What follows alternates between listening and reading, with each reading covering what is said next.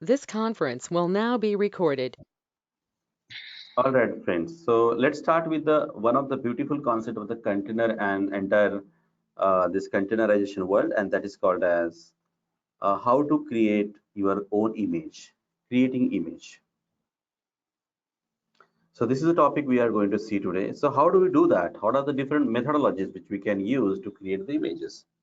So one of the methodology that we can use is, let's say I have a running container. So I can, from running container, I can create an image. So let that, I have one container whose name is web1, and I can save that container or I can commit that container and it will create an image. So it is a ready-made image. So everything is, you have started the container, you have installed the packages inside that, and now you feel that, oh, this is a good container and I want to create an image of it. So if you save that container or you commit that container, it will create an image, and that image can be reproduced. That image can be used to reproduce the multiple containers, guys. This is the one of them. Second way to create the containers means image is something like that. You can export the container. Okay, so that is nothing but you can say creating a snapshot of container. Once you create a snapshot of the container, and you can, while restoration, it will create an image. While restoration, it will create an image, and from that image, you can create a container. So this is another way that you can use to create a image. So this is something which is everything is running. You have made some changes into container, and you feel that no, this container is a very good solid container. And can I create this container for my development team or my testing team or my production team? Yes, you can save that, you can export it, you can convert that into image. So we'll see that how to do that. And third important from the programming perspective, that Docker files. So we are going to see how to create a image from the Docker file, right? So what is actually image? Image is something which is nothing but people say that, look, I want to develop something called as I want to host one application, and for that purpose I need an image. So how normally people develop this image? So you will require, of course, first step is that you will require some sort of base operating system, thin OS, you can say that, very light operating system.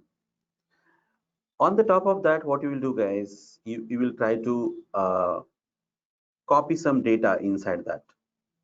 Let's say that you want to copy some files which are there on your host machine, Docker host machine, into container while when we create image. Also, copy command you might use.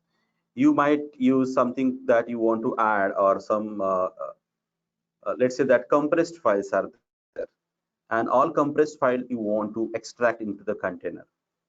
So that time also you can use something called as add command. Okay, what else you will require? You want something called as, you want on the top of the base operating system. Once you copy the files, softwares and everything, then you feel that no, I want to install PHP inside on top of this one. Yeah, otherwise I want to install Java, or maybe I want to install Python on that one. So you will install Java or bit software. Once you install the software, then what is the next thing that you require? Very important, that you need to start that software, right? You have to enable that software, you have to start the service of that software. So that is the thing, but enabling software. Once you enable the software, then what you'll say that, oh, all required data files, you'll copy some data files inside the you want to copy some data files, right? So you will write a command for that data file, right? Then what else is required? Then you say that, oh, everything is now in place, let's start the software. So start service. So these are the 7 to 8 steps are common steps, right? You need a base operating system. This is layer 1. On the top of that, you want to copy some files from the operating system base host, or maybe some compressed, or maybe some tar files you want to copy inside the container while creating the container. Then you want to install some software inside that one, you want to enable that software, you might require to create some environmental parameters. You say that, now look, I want to pass some environmental parameters.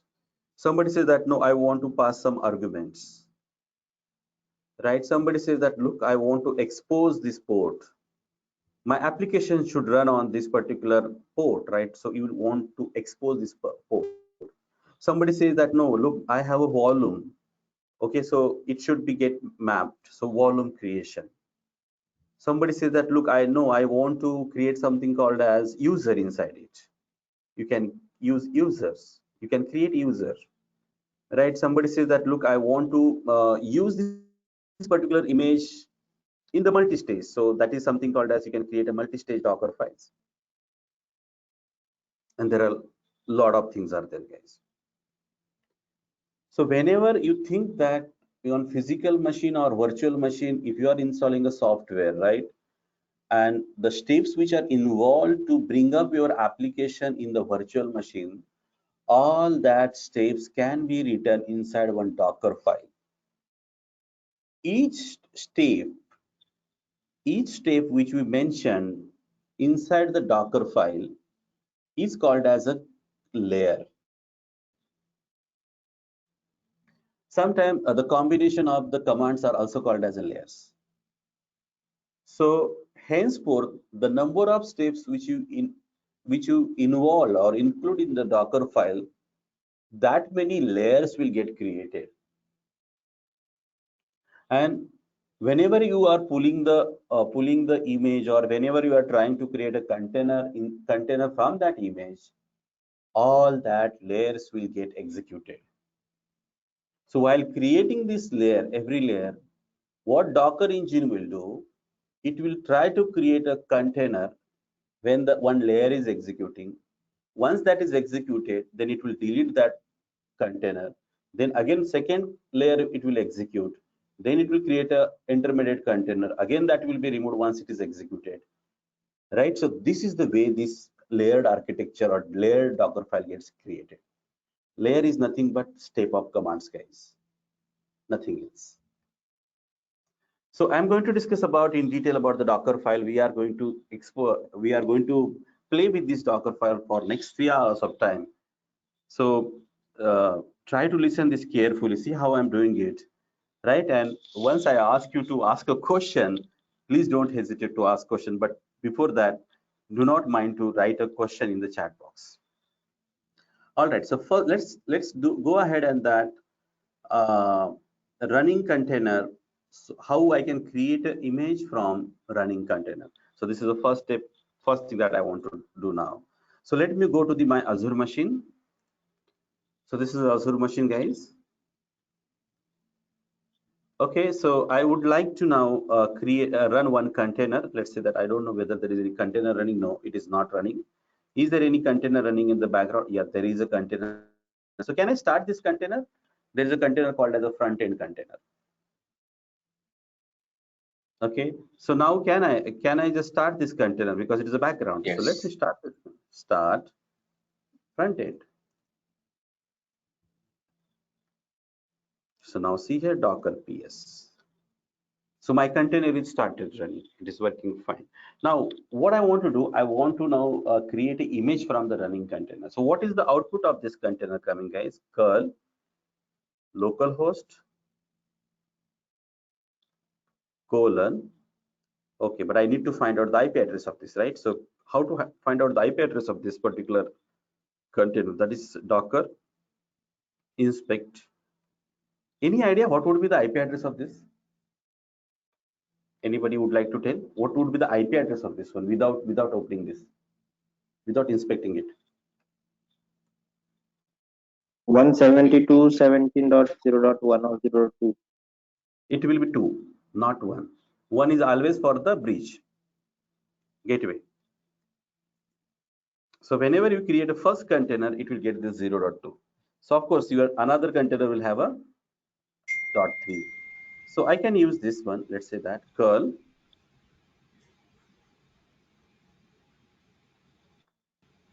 yeah, it is showing something called as a forbidden because there might be some curl. Yeah, we might have given some entry points, right? Or we might have given some volume attached to this one while running this container, and that's why it is not coming up.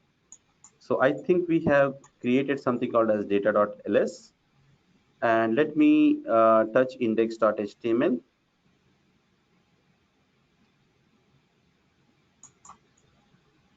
Yeah, it is working fine now, right? Cool. Echo 1 to 3 inside index.html file. Right, guys. And now if I curl here, it looks 123. So it is working fine because we have mapped this data with that one. That's why it was forbidden. It was giving a forbidden error. Okay. Now, I think I am getting a little bit noise in the background. If you can stop it, it will be great, guys.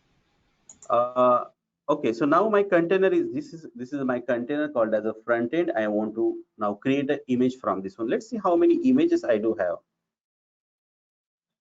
So I have 3 images right now.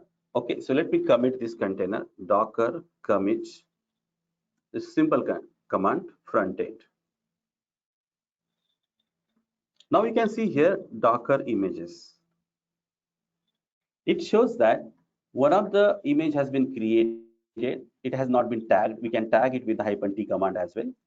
So let me use tag this command docker tag this image, and let's say that my image colon version 1.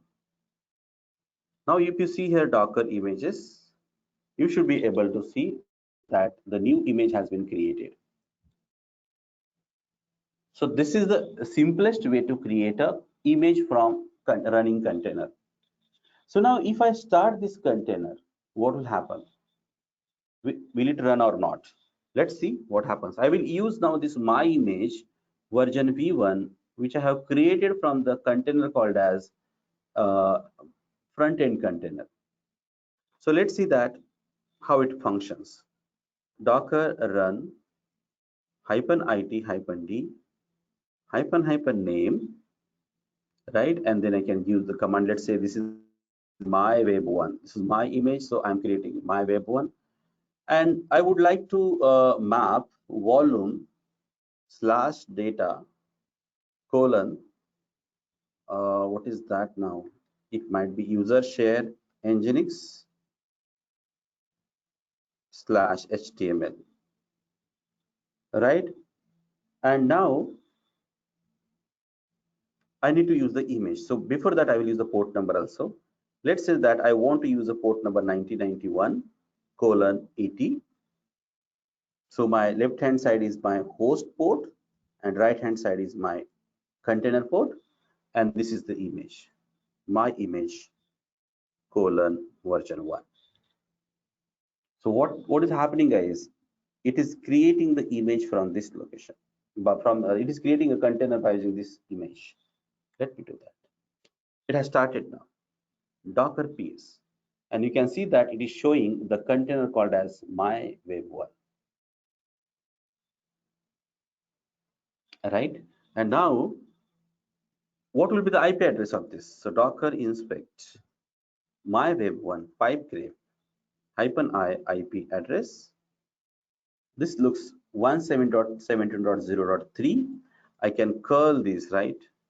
So while curling while accessing it from my Docker host, do I need to provide the port number? No, because when we use this 9091 port number, which is exposed, whenever you want to access it from the outside the Docker host, that time this will be used port. But from the Docker host, if you are accessing the container, you don't have to use that, right? So I can directly push, and see here it is showing me the 1 to the output, because I have just typed I have just given this something like echo creating image by committing container, right? And see here index.html, and now my new container will also get this particular output. You can also access it on the port number 8090 sorry 9091 in case Let me show you what is my IP address of the Azure server. This is the IP address. And if anybody is interested, they can just try out this on their port 1991, and you should be able to access it, guys. So let me take this one and show it to you. So it is also exposed from the outside. Yes, it is coming. Creating image by container, committing container. So it is coming fantastically. Okay. So this is the one mail. What I did, guys, see the commands which I fired to create a container from the by committing the container. So there was a running container. So what I just did, I just used the command docker commit frontend. Right then, I went to the. It has created one image without any tag because I didn't specify the tag here.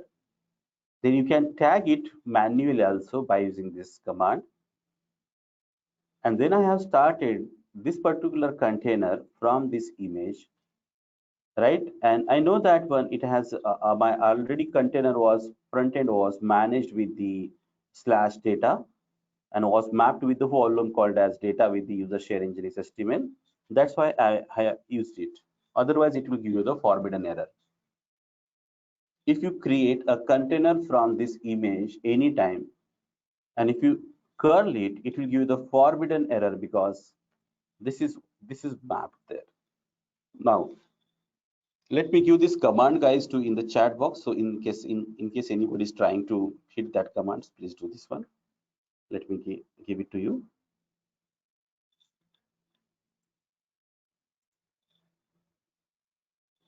Okay.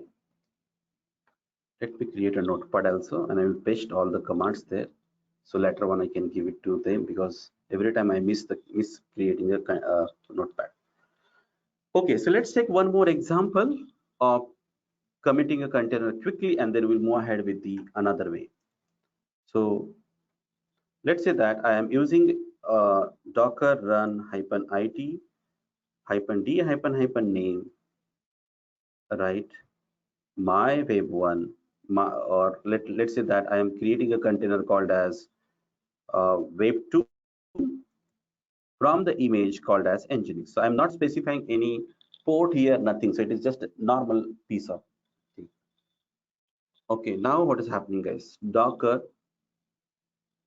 you can see that this container is started, whose name is web2. Now let me commit this one, docker commit, right? And it is, let me commit this container web2. So whenever I'm committing it is creating an image, right? So docker uh, let's say that images, and you can see that this new image has been created.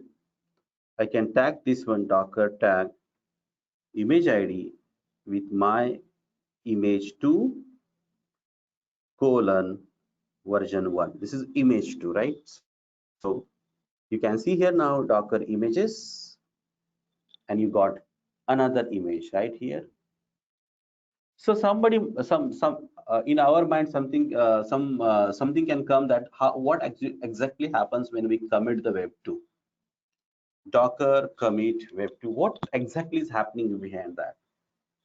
So if you try to inspect this image now, which we have just created, my image version 1, and let's see what is it showing. So this is the best way to understand it, right? So you can see that it is showing that it is a my image 2. It is showing the tag, right? And it is using the domain name normal values. It is picking up. It is picking up the image called as a nginx image 1.19.7, right? It is using the world directory as normally mentioned. You can see that it is using the existing maintainer and everything. We will discuss about that maintainer and everything. It is using the ports, standard port, right? It is using the entry point.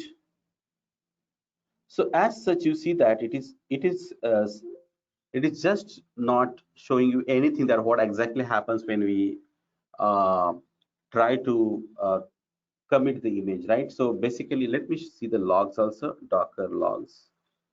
I have created the container. What is the name of the container? Let's say that it is my web2.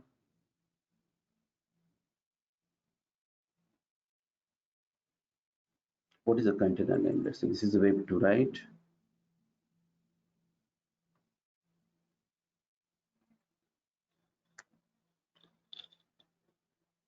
These are the logs of the earlier container which I have created.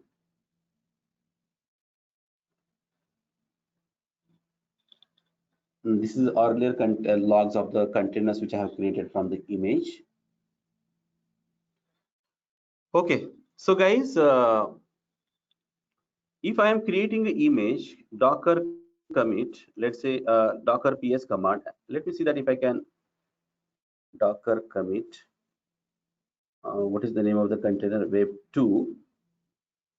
And let me use a tag command here and give the something like that,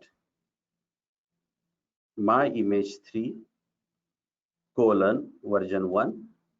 So look at that, it is showing something you have to use directly. Yeah, and it is committing it. So you don't have to specify -t. Now it is tagged it here. You can see Docker images. It is tagging. So if you want to tag the image while saving it, you can use that one. You have to just use this command, Docker commit, give the name of the container web2, and then my image colon version 1. Okay. So What was the intention for -t option? no, normally it comes along with the -t is used everywhere as a tag. So it comes with the flow.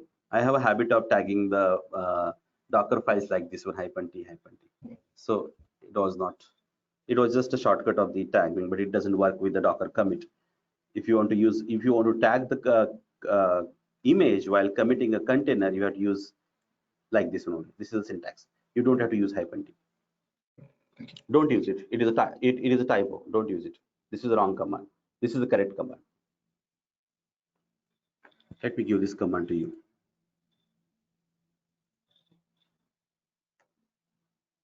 Okay. I will explain the concept. What actually happened when you try to save the image or commit the image, commit the container, and how that it creates the image. That concept I will explain you. Give me some time. Okay. Now second method. This is the one method, guys, to create image. How I did it? Docker commit container name. Just to summarize this one, and give the tag name. Whatever the tag name you want to give here. That's it. This is one thing, right? And you can see then command Docker images. You will be able to see the created new image with a new tag name, and then you can use a Docker run command to create a container from that, right? Create a container. This is the one way. Now another command that I would like to show you guys, that is how we can export the container, guys, right? So my right now my running container is Docker ps. So let's say that this is my running container called as a web2.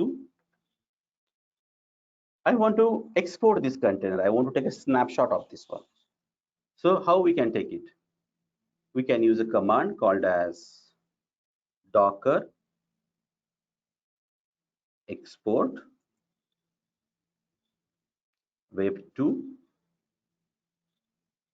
and then I can use command called as let's say that you can use this command. You are redirecting the output. Let's say that I am using this as web2.tar. So this will create a tar of archival of the container web2. Now, if you see here, guys, ls-l, you should be able to see this as a .tar file.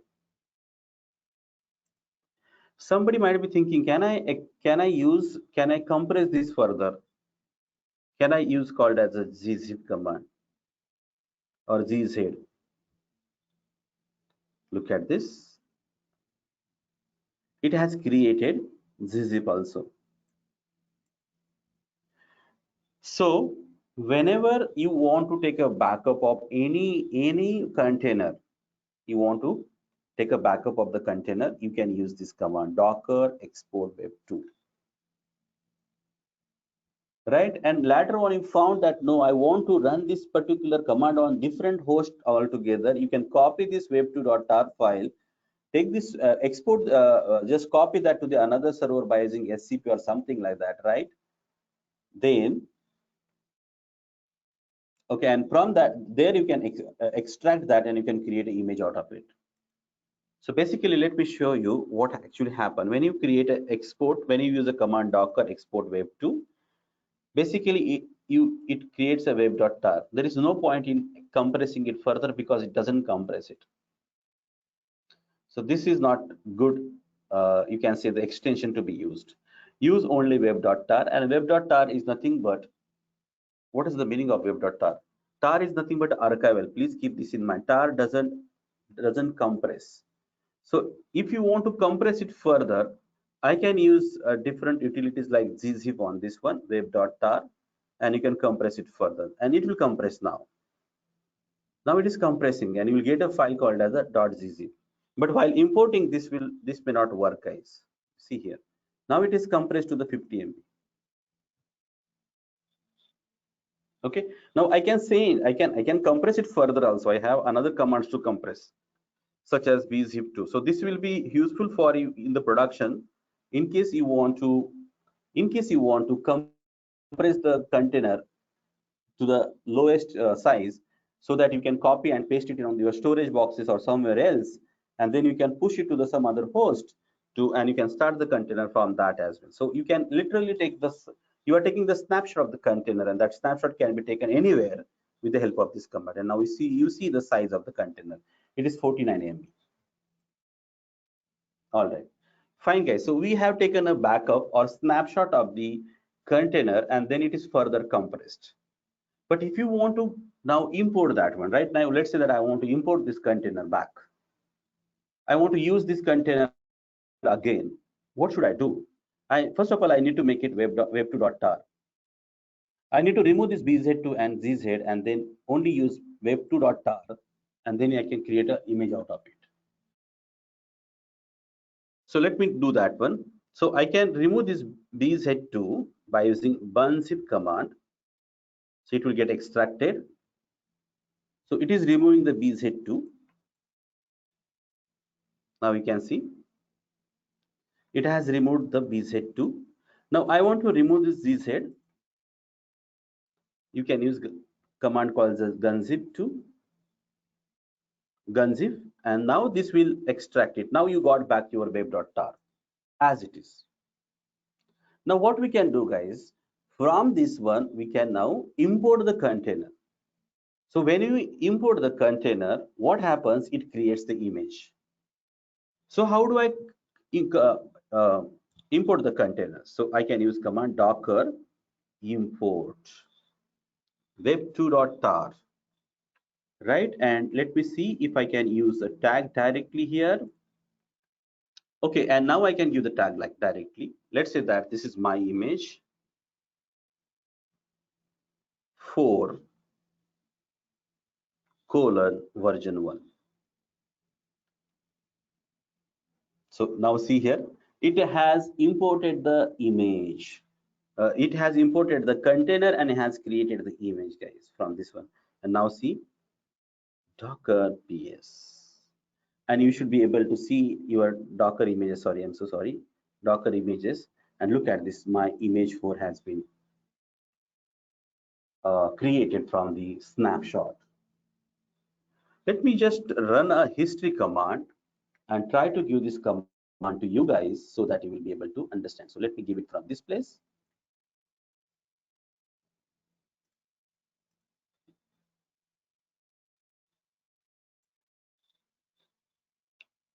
Okay,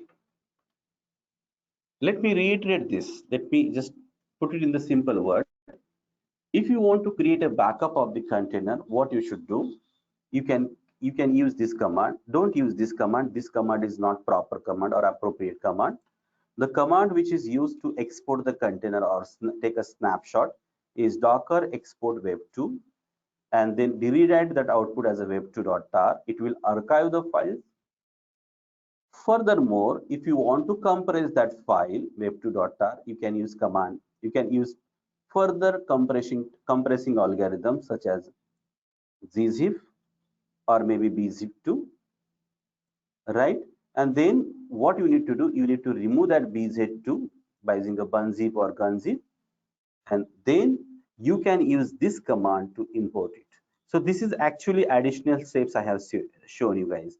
This will be useful for you in the production. If at all you want to take a backup of the hundreds of containers, how you are going to take a backup, right? So that time further compression will be helpful. That's why I have shown you, not to complicate the things, but to show you the how you can use it in the production. And this is something 249 is the command which is important to import the container so that it will create a new image. And now from this image, we can create the container. No need to show you that, right, guys? It will create the container. Now I have shown you the two ways to create the image. So one is a commit and another one is export it and import it to create an image. Let me see what are the questions you have, guys. Then we can move ahead. Then I will take it further with the Dockerfile. So let me close this first of all. So Piyush, any question for me? Is there any question? Yes, Ramesh, we have a couple of questions. You can start from the beginning. Actually, there is a lot of questions for the Okay. regarding commit and all. Most of them I answered, but some of them left like Vinesh, and what about the dependencies? So I don't understand this question. Okay, no problem. Thank you. Thank you very much for the support. Okay, Shravan is asking any ASP.NET Core project reference you have for installing as image and containers.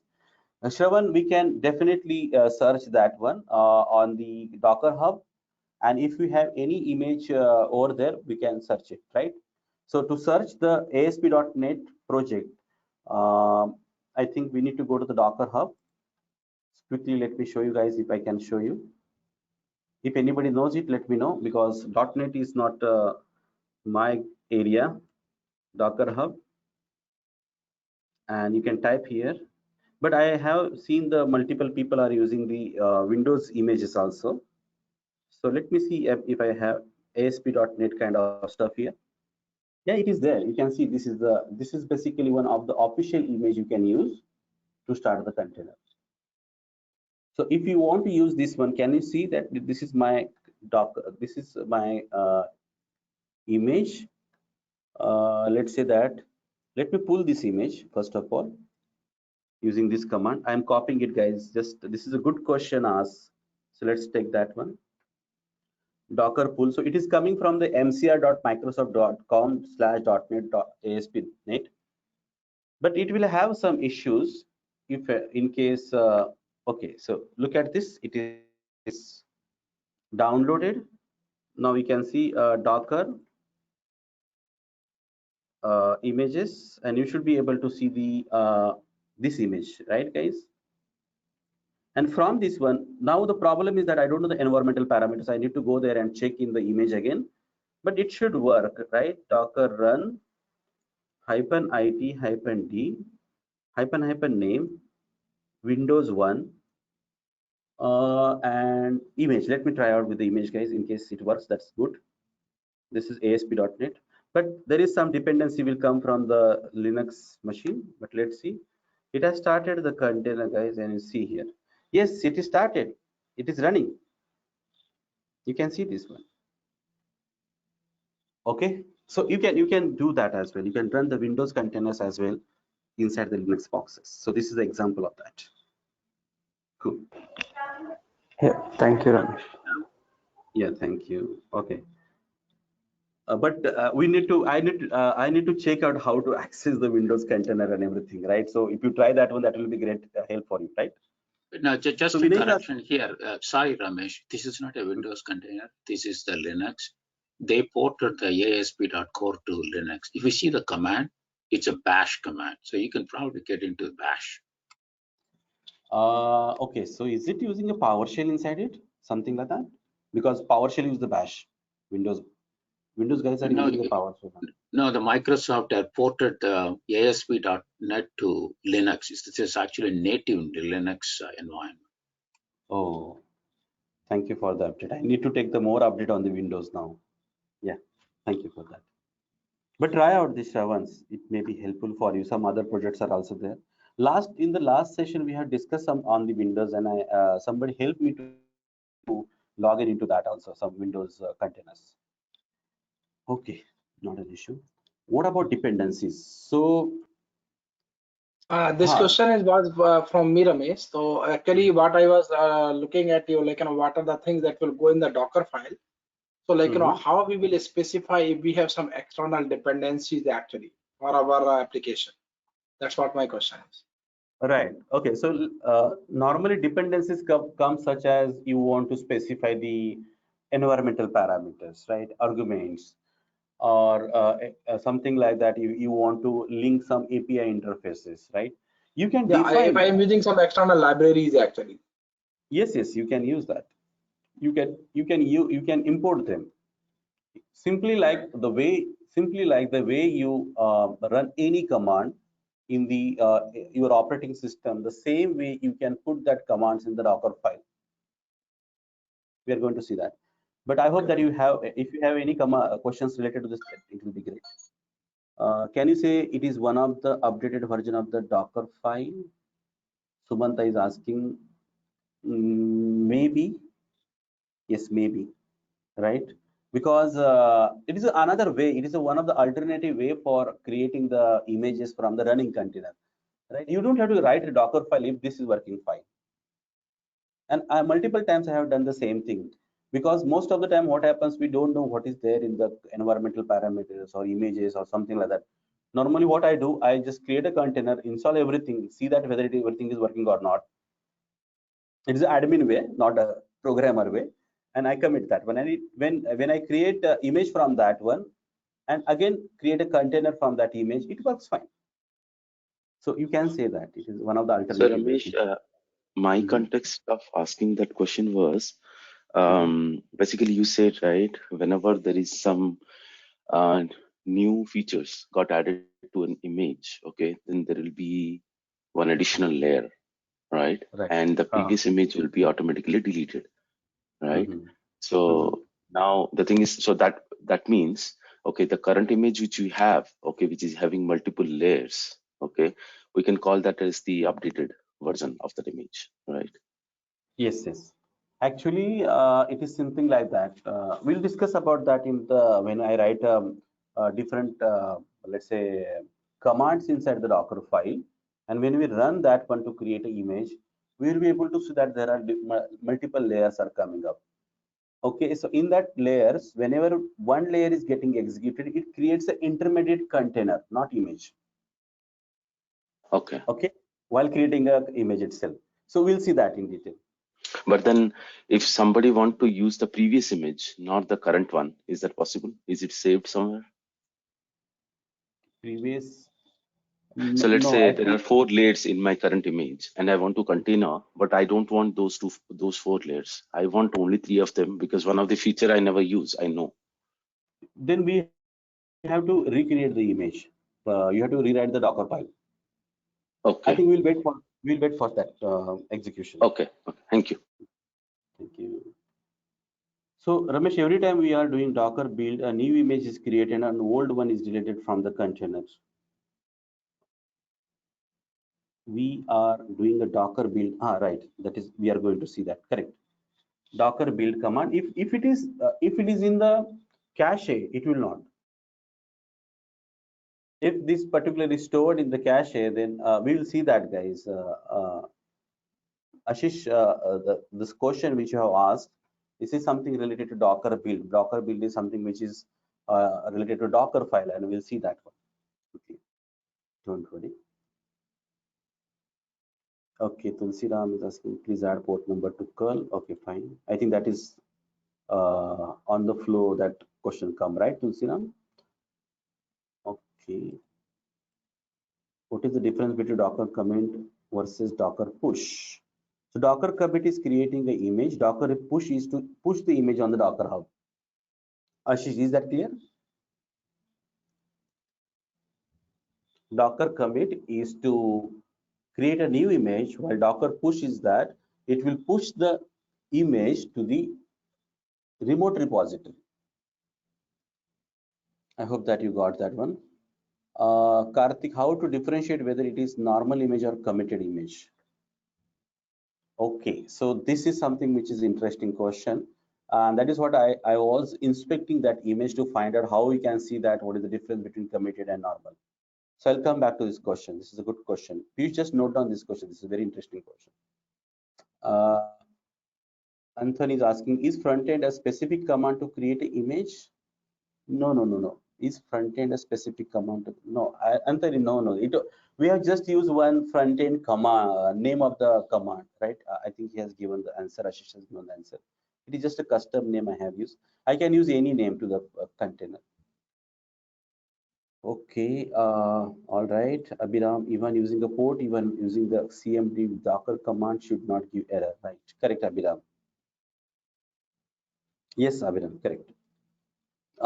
In short, commit is modifying existing image and push is to have a new image created on container which does not exist. No, I think I have answered your question. So commit is just to create a new image and push is to push on the remote repository. Yes, Piyush is written rightly. Gananda says, can we export the created image to? Yes, we can, definitely. What happens when we do a commit behind the scene, right? So actually you can say that it is executing the new Docker file and it is creating the image kind of stuff. So there is always a base image used while creating a container. So it is taking the reference of the base image, and whatever the additional thing has been written into container, that will be taken and it will be committed. So all the mount spaces and everything, namespaces which contains, excluding the RAM contents, whatever the data is there, which this data is available on the hard disk of the Docker host, it just writes inside the image, right? So you can say that what is happen when we do a commit behind the scene, it saves the base image, it takes the base image, and delta which is happened, delta created on or the changes which has been happened on the container, inside the container, it will just save inside the image. Okay. Yes, Chiram? Sorry, Ramesh. Is there any local repository when we store this image? Because normally we push it to Docker Hub, but in local, is there any Yes. any local? Yes, HM. It is there inside this one. You can see this is a Docker. Inside that you can see there is image, and you should be able to see overlay, image DB.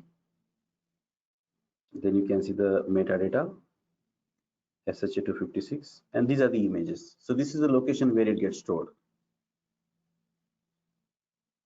Okay. We can access it because I see sometimes there is like a port 5000 and there is a URL with port 5.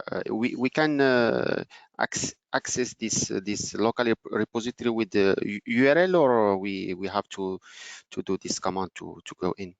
See, basically this is a Docker images command which help you to see what are the images available locally, right? So :5000 which you are using, port number 5000, it is for the remote repositories, not for the local repository. Okay. Okay, thank you. Yeah. And whenever you create a container, that container will have it will be using the partition over here.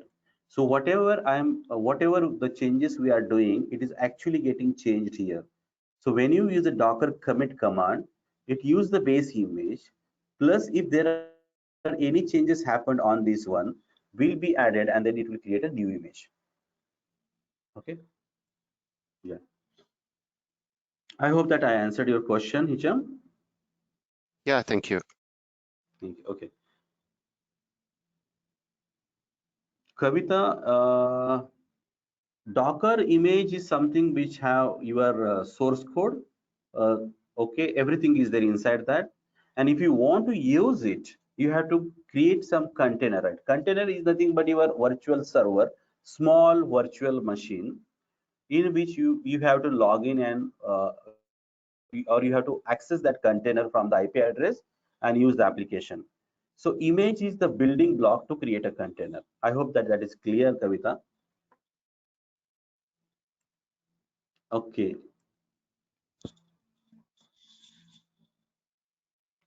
Why do we tag the image v1 to v2 real-time example? Yes, we can use that. That is correct. Tagging is important thing. I was just giving a randomly tagging.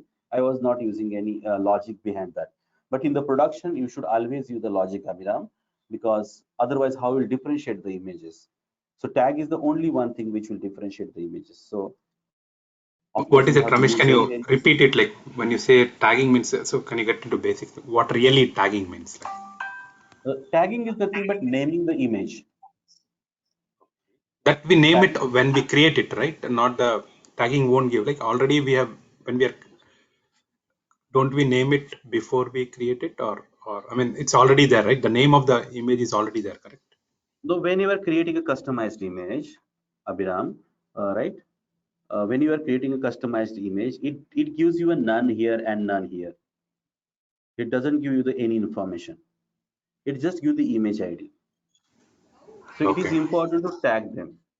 So you can tag while creating the image as well. There is no problem. We can do that. And for a given image ID, I can have multiple tags also, right? Yes, yes, we can have multiple tags also. Right.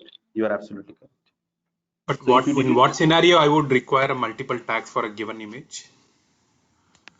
so in case, let's say that if people are using a multiple tags and if somebody delete that tags, so still you have another tag created available.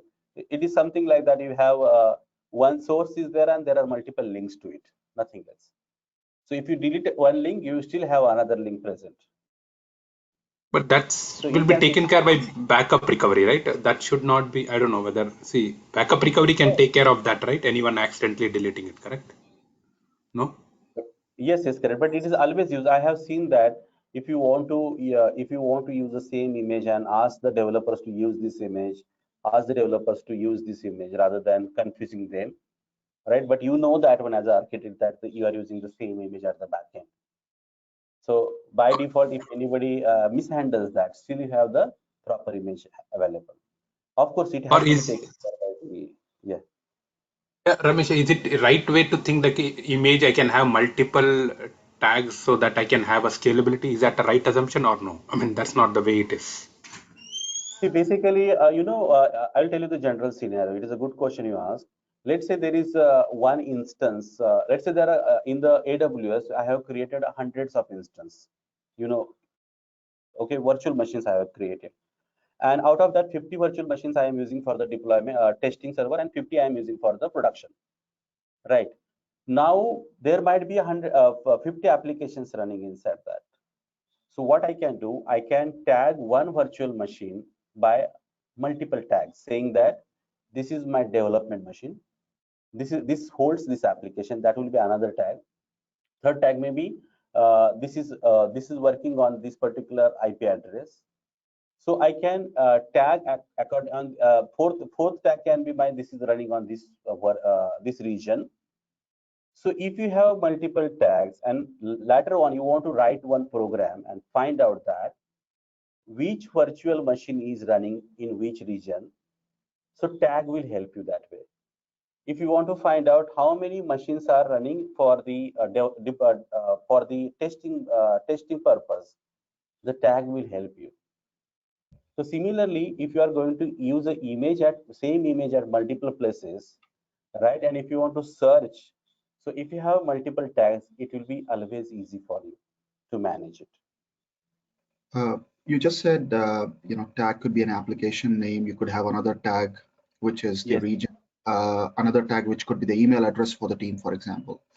So how do you, can we define that I need an application name, an environment name, and let's say an email address on the fly, like just by defining using the tag command, or do I have to kind of pre-allocate the tag layout and then use the tag to, for every image that I create to, use those 3-4 tags that I have defined? Right, absolutely. You should have that pre-allocated tags in somewhere else, that what exactly in the I'm talking about the production.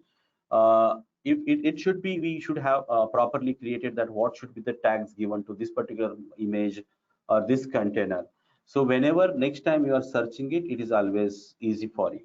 And another thing that you can use the labels, as well as you can use another information, maintainer information and author information inside the Docker file. In the Docker file, you have that options to maintain the authors and everything. But tags can be anything. Tag, you can give any information as a tag here. So how does a second tag, let's say application name and version number, like you already have the version number. If I have to just add an application name to that version number, how do you add those two? I mean, how would the Docker images output show differently? So this is a, let's say you want to tag this image, and let's say you want to tag is, let's say Python version 2.0.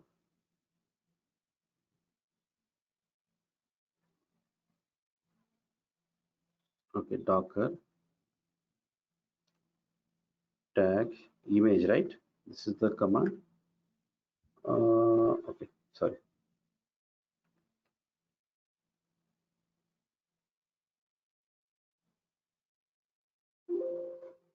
Docker tag. This is source image. I have right. I have a version. Okay, and let me try it with this one.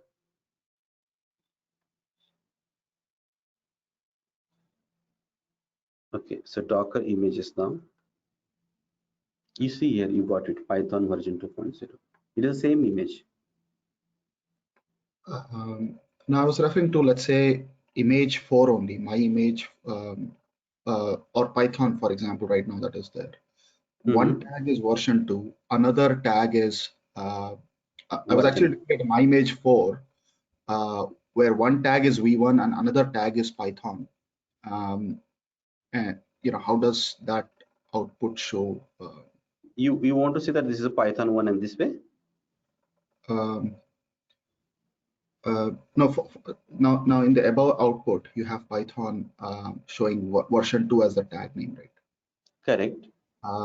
If I add another tag that says, let's say, environment is dev for that same image, for that Python image. Like this, dev. Yeah. Yes.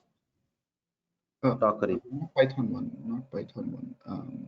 Whatever it means, it's fine. Okay, you can see here. Docker. Well, I have used some dev environment here. See here now. Right. Yeah, actually, what is asking is, can we overwrite the tags? You can Like override the tags. You can override the tags. Actually, it will create a new instead tag of creating only. a new image, it's for the existing image. You have Python 1 and dev, right? Can we overwrite without creating a new image like another one, like Python 1 Yes. instead of dev? You can you place it as UAT2 or something UAT? I got your question. You are saying that you want to tag this one Python 1 : UAT, right? Like this. Is this you are expecting? Yeah, can we overwrite the existing image? It will create a new one. It will not overwrite. Yeah. So can we, instead of creating a new image, can't we overwrite the existing tags? It is not creating the new image. It is not creating a new image. It is just tagging to the same image. Same entry. Okay. Yeah. If I can delete this, let's say that if I want to delete this tag, I can delete it. Docker image, Docker RMI, and if I want to delete this now, I don't want this, so it will get deleted. but it will not delete another. So because we are tagged to the same image. So that Dev has gone, but I have UAT as it is. Okay. So here you cannot override the tag, but you can create new tag and you can delete earlier. Uh, uh, Sorry for the confusion. My question was for Python 1 image. You currently have two Python 1 images, one with the UAT tag and one with the v2.0 tag. But so they are separate images, right? It is the same image. It is the same image. Now, but when you just deleted one image with a dev tag. Oh, you just remove the tag basically. That's what happened. I just removed the tag. Yes, nothing. Image will remain as it is. So when we tag the same image with different names, it's just kind of a reference, I believe, right? Right. It is kind of a reference. It's not the actual, like, like an image that is given a different name. It is just creating a new variable kind of thing and referring the same object. Right. If you guys are coming from the Linux background, this is like a symbolic layer. So there is no additional storages. Image ID, if you look at the image ID, that is unique, and we are giving different names to it. It's basically like a symbolic layer. Yes, yes. All right. And this tag name we can use to what can I say, to specify some information about, that this is deployed to dev, this is deployed to UAT, or this is for what purpose, this is for what purpose, but the tag is not used for any other thing. Vinay, it is absolutely correct. Because the labeling is very important in the containerization world. Tagging is very important. If you are giving the, let's say, 10 tags to it, so one for the region, one for the, let's say, for the author, one for the version, one for the release number, something like that. So later on, if you want to write a script to find out the images which are from which regions, which are from which labels, which are from which version, which are from which release, that time the tags will be really helpful, guys. So we have to tag it properly. One last question. If I don't tag my image, what will happen? Will it cause any problem on running it, on deploying it? No, right? No, you have to use image ID. Yeah, that's what I'm saying. That's nothing else. No other issue. Rakesh, one question. If I Let me complete the question. If you don't mind, can you just hold for 1 minute? Let me take out all the questions which are there inside it in the chat box. Then I will take your questions if you don't mind. Ramesh, related to this only, if I remove the image ID, I should be removing all the tags, right? I just want to know. So that symbolic, everything will go, right? Okay. Yes. Okay. Thank you. So I will take your question, but please hold on. Please support me in this, guys. Okay. So I have answered the question of okay.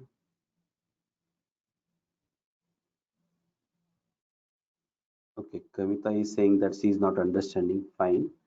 We can't do in one operation commit and tag. We can do that. We have shown that. Okay, then. Okay, fine. Deba is asking something. Have you already published the recorded live? Okay, that is something else.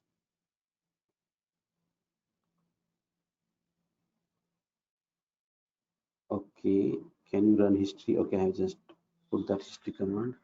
What is the goal of exporting image? I hope that HM you got it right. What is the goal of exporting image, right? It is just creating a backup as well. Yeah, Ramesh, thanks.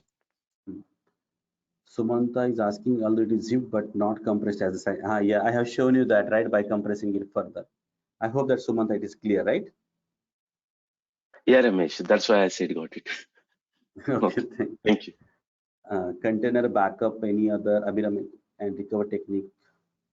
Container backup, any other usage and recover technique. Do you have any specific question on this point, Abhiram?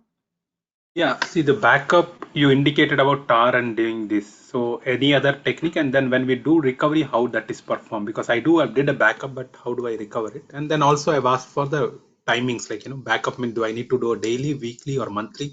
How do I decide that? So that's are the three questions. Okay. So basically backups are decided based on the customer requirement, based on your RTO and RPO of the organization. recovery time objective and recovery point objective that you need to understand. And once that is decided, then the replication need to be set properly and the backup has to be considered. So in some cases, I need to back up one storage box to another storage box, which is having containers in 10 minutes also, if the RPO is very, very less.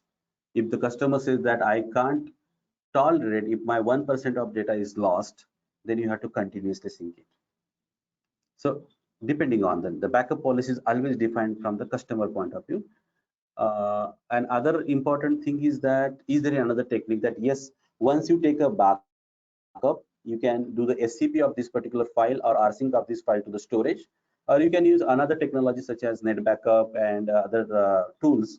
You can media servers from you can use that media servers to pick up the file level backup where you have created the tar and .zzip and everything, and put it into tape and give that tapes store the tapes in somewhere else, right? So that same scenario which you are using in the IT industry to take a backup of the servers, same way you can do in the containerization also. Is that clear, Abhiram? Yeah, and recovery part. Same way. Recovery, see, last command I have fired is import, right? So it So is that's a very recovery. important. Yeah, and it is very to test the recovery, right? Whether my container is running fine or not, you can do that way. Now there are a lot of, I think I need to check, is there any automated tools available for taking the container backup and pushing it back? But at the Kubernetes level, it is there. But for the at the Docker level, we need to check out what is the tool they are using for the container backup. Because when you deploy the application, multiple enterprise level application, we don't do on the Docker itself, right? We use some orchestration tool. An orchestration tool will help you immensely to have the high availability and taking the backups. Okay, cool. Anant is asking, we created my web1 and web2 from my image. Is my web1 running? Yes, it is running. I can shut down the container and also can commit that image, commit that container to create an image, or also I can take a backup of the running container. So both way it is possible, Anand. Right. All right. If I may, rephrase my question. Actually, I mistook that. Like for example, we started with the front end container and we created my image as the first image today in the session. And then when I posed the question, I assumed that we actually took the same my image to create my image 2, which is not right because you took my image 2 from Nginx container. Right. So that was the confusion. But so my image 2, basically from my image and my image 2, I could have like three containers each. Correct. Correct. We can have multiple containers, yes, from one image. Correct. No, thank you for that. Okay, thank you. Ramesh, can I have one question? One second, sir. Just please let me finish. Okay. If I have completed this one, can we import export from any directory or any specific directory? Yeah, we can specify the directory. Karthik, we can specify the directory. There is no problem. What are the scenarios? Anuj is asking, what are the scenarios where you need to export the container and the content itself is created from an image? You just mentioned taking the backup of the production container, but why do we need it as they all are created from the images, right? So consider that, Anuj, that you have created one container from one image and you have modified the container. You might have something inside that which is, let's say, that very important installation of the PHP, or you might have created some environmental parameter, or you might have updated the DNS entry, right? That time, if you don't want to use again and again, we can create an image from the container, and that can be as a you can use that as a standard one, right, Anush? Right. Yeah. So my question was, when we can create an image out of it directly, why do we need to export it? Oh, this is for the backup, additional backup layer. So if you Okay. either you take a backup of the images, or you take the package of the, because taking the package of the image, you need Yeah. to go to the different location and take it. So if you have a tar file, what you can do, you can just put it into some drives and you can send it to the storage also. So it will be a complete nice backup for you. File level Oh, backup. You can create okay. a file. Okay. Yeah. Right. And we can create a image out of it then later on. Yes. Correct. All right. Cheers. Thank you. Thank you. Yes. Venkatesh, you want me to create the container from the imported image? Okay, I will show you that later on. We can use also save load instead of exporting. Yes, correct. That is also possible, Murli. How we can view all HTTP requests made to a container? Very good question, Usman. Uh, Usman, we can use the command called as a netstat to check how many connections are established on the port number 80 of the container. That we can do. Inside the container, you have to you should have the netstat command. The answer for your question is netstat space. Let me write the answer for you. Netstat space -an pipe grep -I established pipe grep -I 80. So this command will help you to get the how many connections are right now accessing your HTTP container, right, Usman? I hope that answered your question. I hope that he's there, Usman. Okay. Hmm. Pramod, it looks like export feature is useful if we make any changes during the runtime. Correct, absolutely correct, Pramod, absolutely. That is a good question actually, but that need to do a little bit more R&D, Pramod. Can we extract Docker file from the image? I need to do a little bit more R&D on it. If I am able to do that one, I will definitely post that. Could you please show us how to search with the tags? Okay, Puchita. So you can use the command docker search.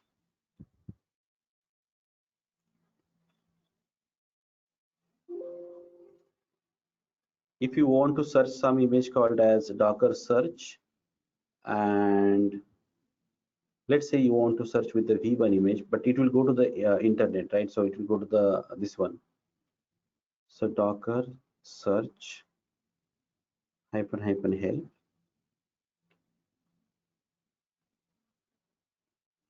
Have you answered this question? Let me check out this answer. How we can do that one. Just give me some time, Puchita. I will try to answer your question. How we can search docker. Yeah. Okay. Thank you. Give it some time, because Sure. we can search the images, but using tags. But you should know the tags first of all. Simply like this one, docker search, and if you say that it is my image :version 1, so basically it is searching from the complete name and this one tag name. So this you can say the complete one is your tag name rather than only v1 is your tag. We should consider repository name :v1 is your entire string to search it.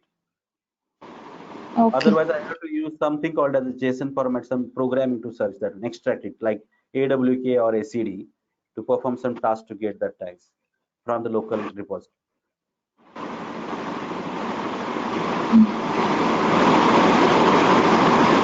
Yeah, please do. Okay.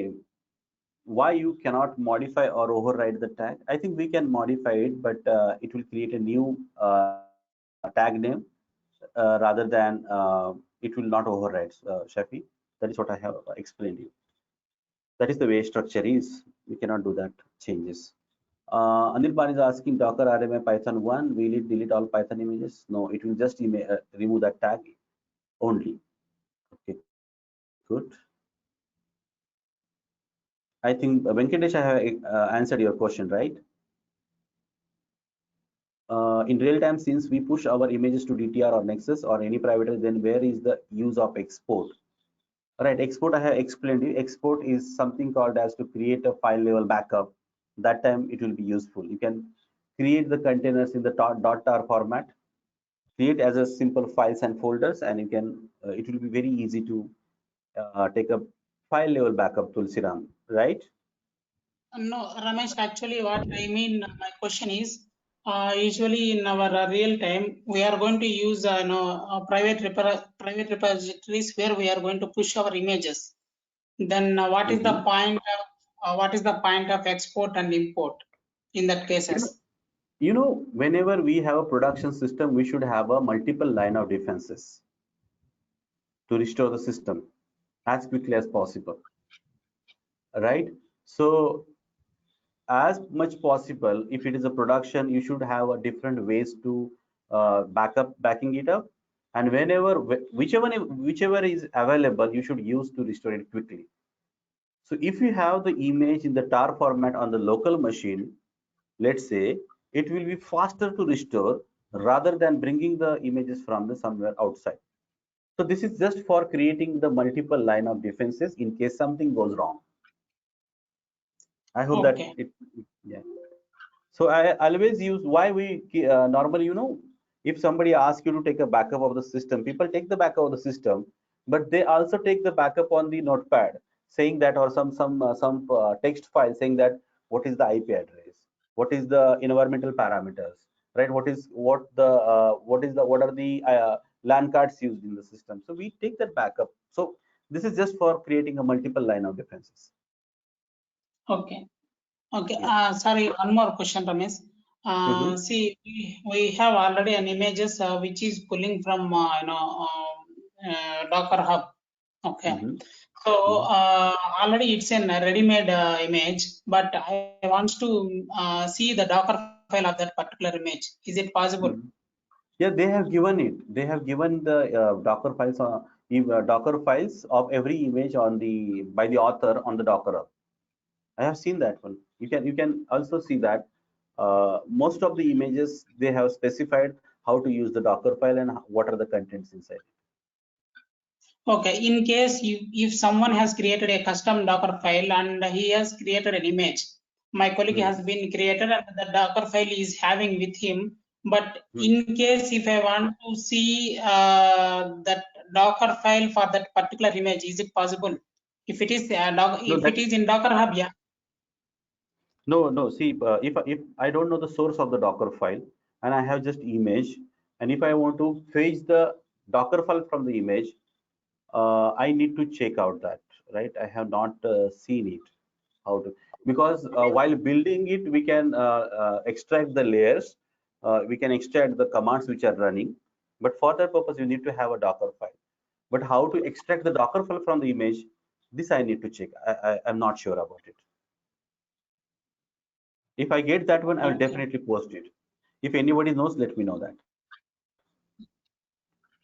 Okay. Okay. Rakesh, one question that is that you told that if I want to delete that image with Python 1, then would it be delete all the Python 1 related images or only a single image? Because there are multiple images with Python 1 and tags are different. So it will delete only the exact tag. It will not go for the another images. Even though there are hundreds of Python images, if you are specifying the Python colon version 1, if it matches the tag and repository name, then only it will delete it. Okay, Okay, means so if I miss to write that tag, then it will not delete. I think so. Means it will show right. some error message. Okay. Yes, correct. Okay. So Okay. Isn't is it there the any default is the tag is the latest? If you don't specify the tag, my understanding is it'll append latest to for the tag.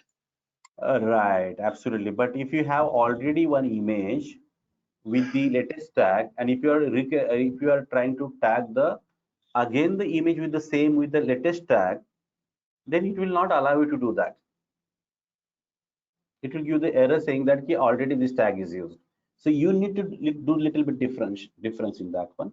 But of course, if you are not using any tag, it will take a latest one. So, Ramesh, my question is, same image is tagged for with different name, and if we want to remove the tag, it will just remove that reference. It is not going to delete that image, right? Absolutely correct. It will not delete the image. Okay. It will just remove that particular tag reference. Yes, correct. I have shown you that. Okay. So I think how can we group the containers using the tags? Okay. So basically, you want the output Pujita, right? Let's say that you have 100 tags which is showing Python, something like that, and you want to list out them. So how to group them? That is, you want to see the output, right, Pujita? Yes, Ramesh. Right. Good. Okay, we'll check that on how to do that. I think I have shown you the filter option. In filter option, you can find out that way. But tag wise, let me check out how we can group them by tag. Because in the Ramesh, filter, quick I have not question. seen the tag. If Mhm. if not tag, Ramesh, how we can? quick question. Sorry for coming. Are you Mhm. planning to take some break after this question? We'll take a break at 9 after 90 minutes. I think we are at 8:50, right? So 10 minutes more are there. Then we'll take a break. Okay, I think so this 10 minutes, are you almost we going to have. take questions? No, I think almost it is done now. I will start the Docker file creation now. Okay, that's fine. Okay, let me see if I can complete that in a couple of minutes. I think I have taken the Anirban question. Sorry, Jayaprakash, Pujita, go ahead. yes, right. Okay. What is the purpose of multiple tagging? I think we have discussed, Mohammed, right? Is there any, if there is no change in the image code and config, does it make sense to create a multiple tags of same image? I think we have discussed this Vinay multiple times, right? What is the No, what difference I'm between? saying is, see, we have created an image, right?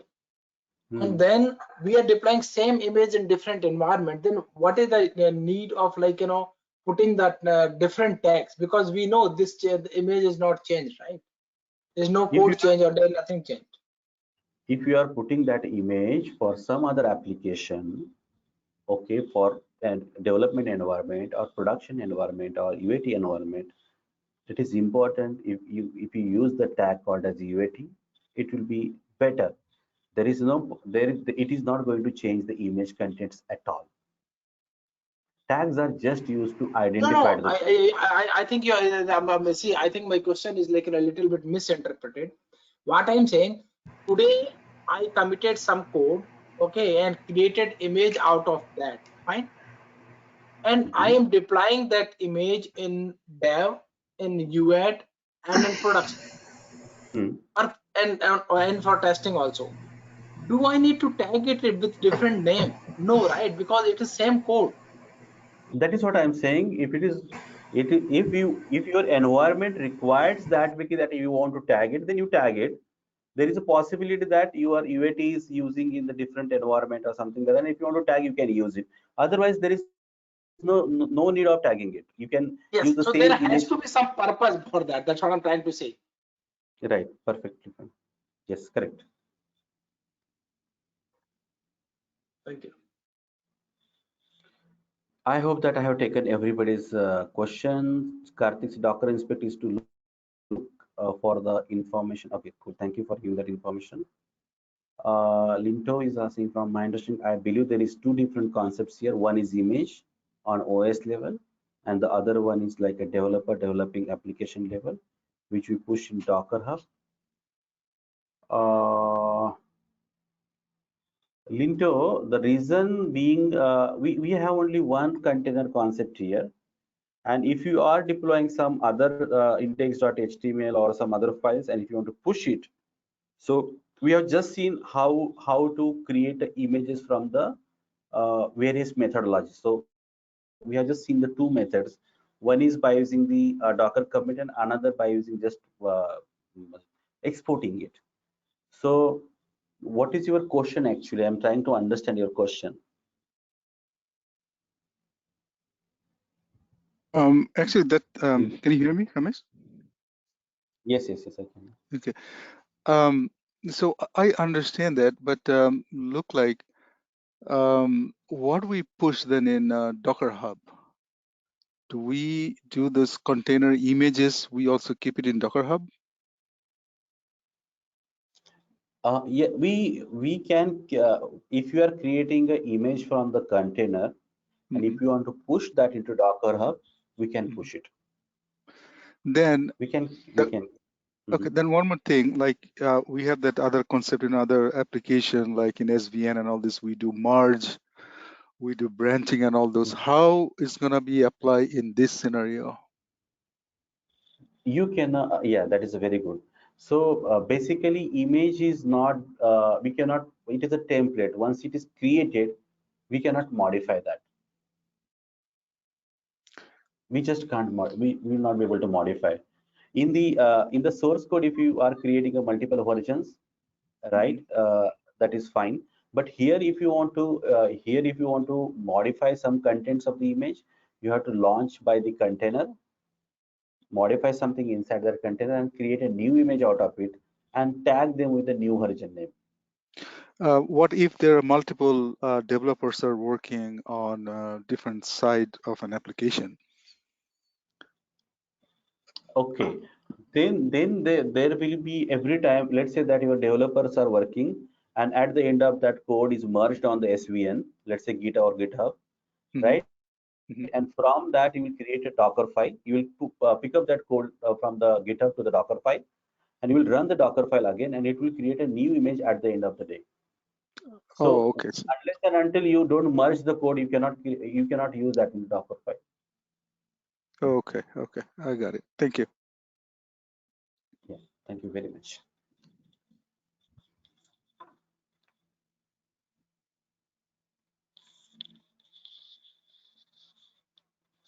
Yes, Karthik, I will come back to on this one. How to find out the difference between the tagged image and the committed image. Give me some time. Can we import and export multiple images at a time? Yes, we can do that. We can write a script for that. Yes, Pujita. All right.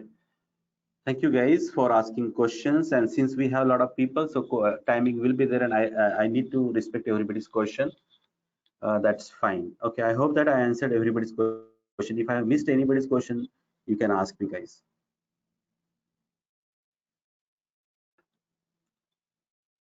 Thank you very much. So let's start with, we have 3 minutes more to start the for the break, but let's write one small Docker file. Let me go to my folder, and I will show you one very simple Docker file in 3 minutes, how I can create it. So I'm writing my first Docker file. Let's say that first.df. What is df stands for? Docker file. You can use either Docker file as a naming convention, or you can use just df also. Both of them will work. Okay. So I'm using a shortcut that is .df. Let me enter it here. And now I'm going to use image. So first statement that you are going to use in the Docker file is from. So what is the meaning of from? So if you want to create some new image, you need some base operating system, right? So I'm going to use some base operating system here. Let's say that I'm going to use CentOS. Whatever the CentOS operating system will be there, you can use it. I can use any one of them. I can use Alpine. I can use Ubuntu. Whatever the image is available, that I can use. Let me take it for some time, CentOS. I can use Red Hat also. So I'm going to use CentOS is my base operating system. On the top of that, what I'm going to show that maintainer. Who is the maintainer of this one? Right? So I can write here the maintainer is, let's say, I'm giving this example, k21 dot k21, or let's say that admin at the rate k21.com, like this. Then I can use a label here. So it is a kind of, you can say, a label which will be helpful for this is the metadata of the image which we are going to create out of this one. So you can say that this particular image is for my, let's say, application, my application, which will be defined inside, or defined in the development environment. This is my label. Okay. Then what you want to do? I want to create one directory inside it. Whenever this image is created, and when I launch a container, it should create a directory called as /burger. So what will happen when we hit this command? This will create a directory called as a /burger automatically. But I want to create one more directory, work directory. What directory I want to create? I want to create something called as vada pav here. I want to create one more directory, work directory. Let's say something called as samosa. We'll come back to this question about this one, guys. Don't worry. So I want to create 3 directories, and I have created it. Now, Once this is done, I will ask you what will be the output of these 3 commands, but later on we'll see that. Once you create a directory, now you feel that, no, look, I want to install something inside this one. So what you want to install? I want to install, let's say, Apache. So how do I do that? I can use command run. If you want to install any command inside or any package inside the image, so when you create a container, that time it should install the, it should have installed packages. Then I can use the command here, yum install http. I'm giving here httpd-y. Let's say this is the command. Okay, so that's it. Now I want to create this container.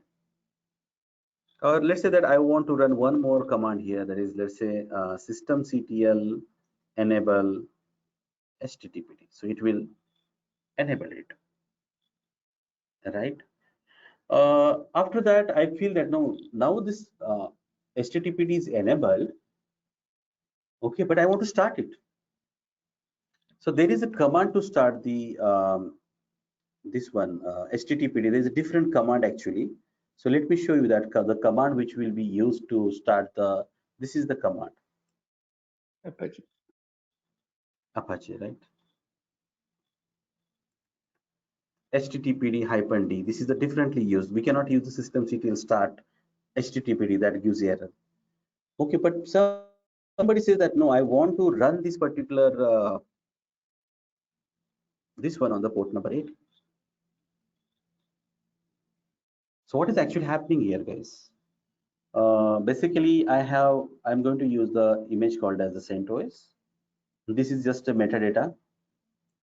Then I'm going to create a one directory called as a burger, one more directory called as vada pav, samosa.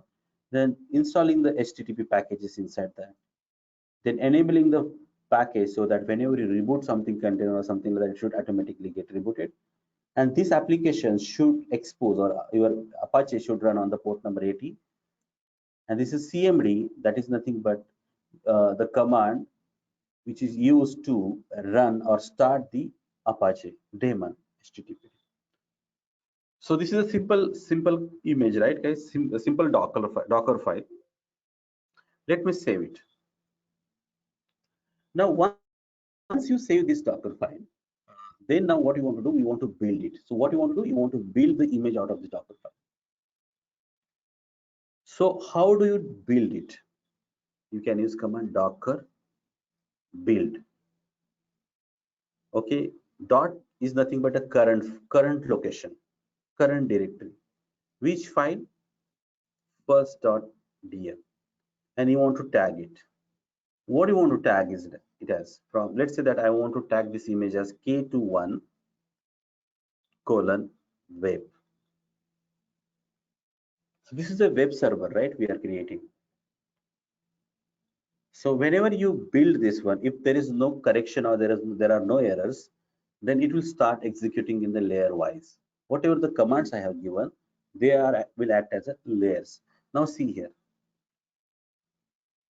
Yeah, so there is an issue with my label, right? So I have given you the labels wrong way. So label should be like this one,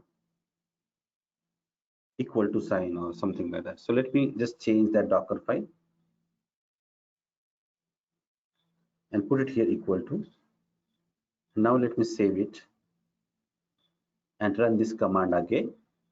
Docker build dot hyphen m first dot df hyphen t, and then. So now what is happening?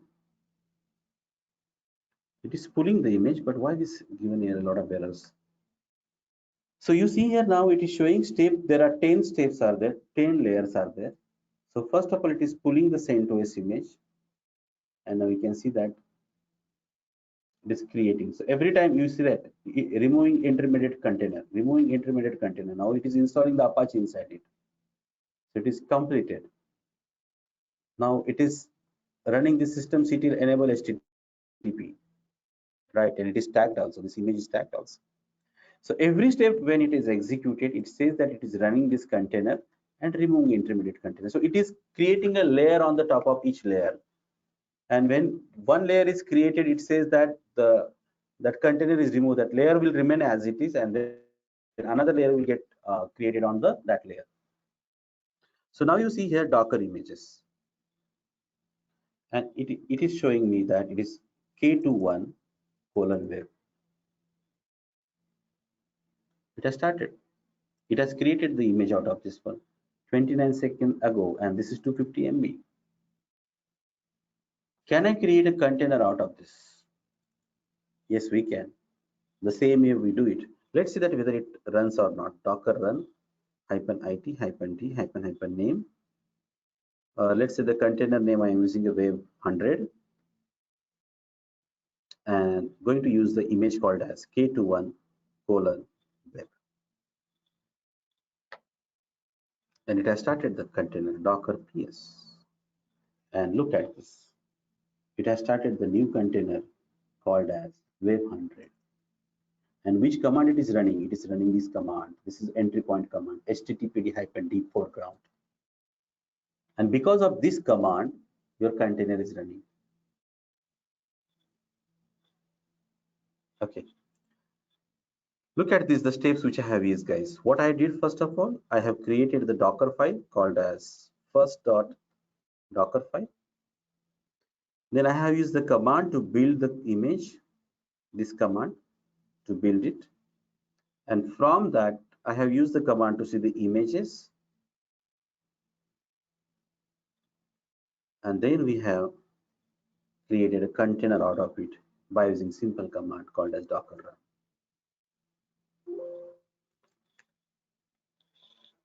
Okay, guys. So Ramesh, what is -f here? -f. File is the name of file. Okay. Okay. If you are Okay. doing file, it is file. Okay. Okay, cool. I hope that everybody has understood the basic stuff. What is the use of dot there? Current directory. Dot stands for current directory. Pick up the file from the current directory. And web 100, sorry, I missed that web 100 part. The K21 web is a tag, right? Web 100 is, Ramesh, what is that? Sorry. Container name.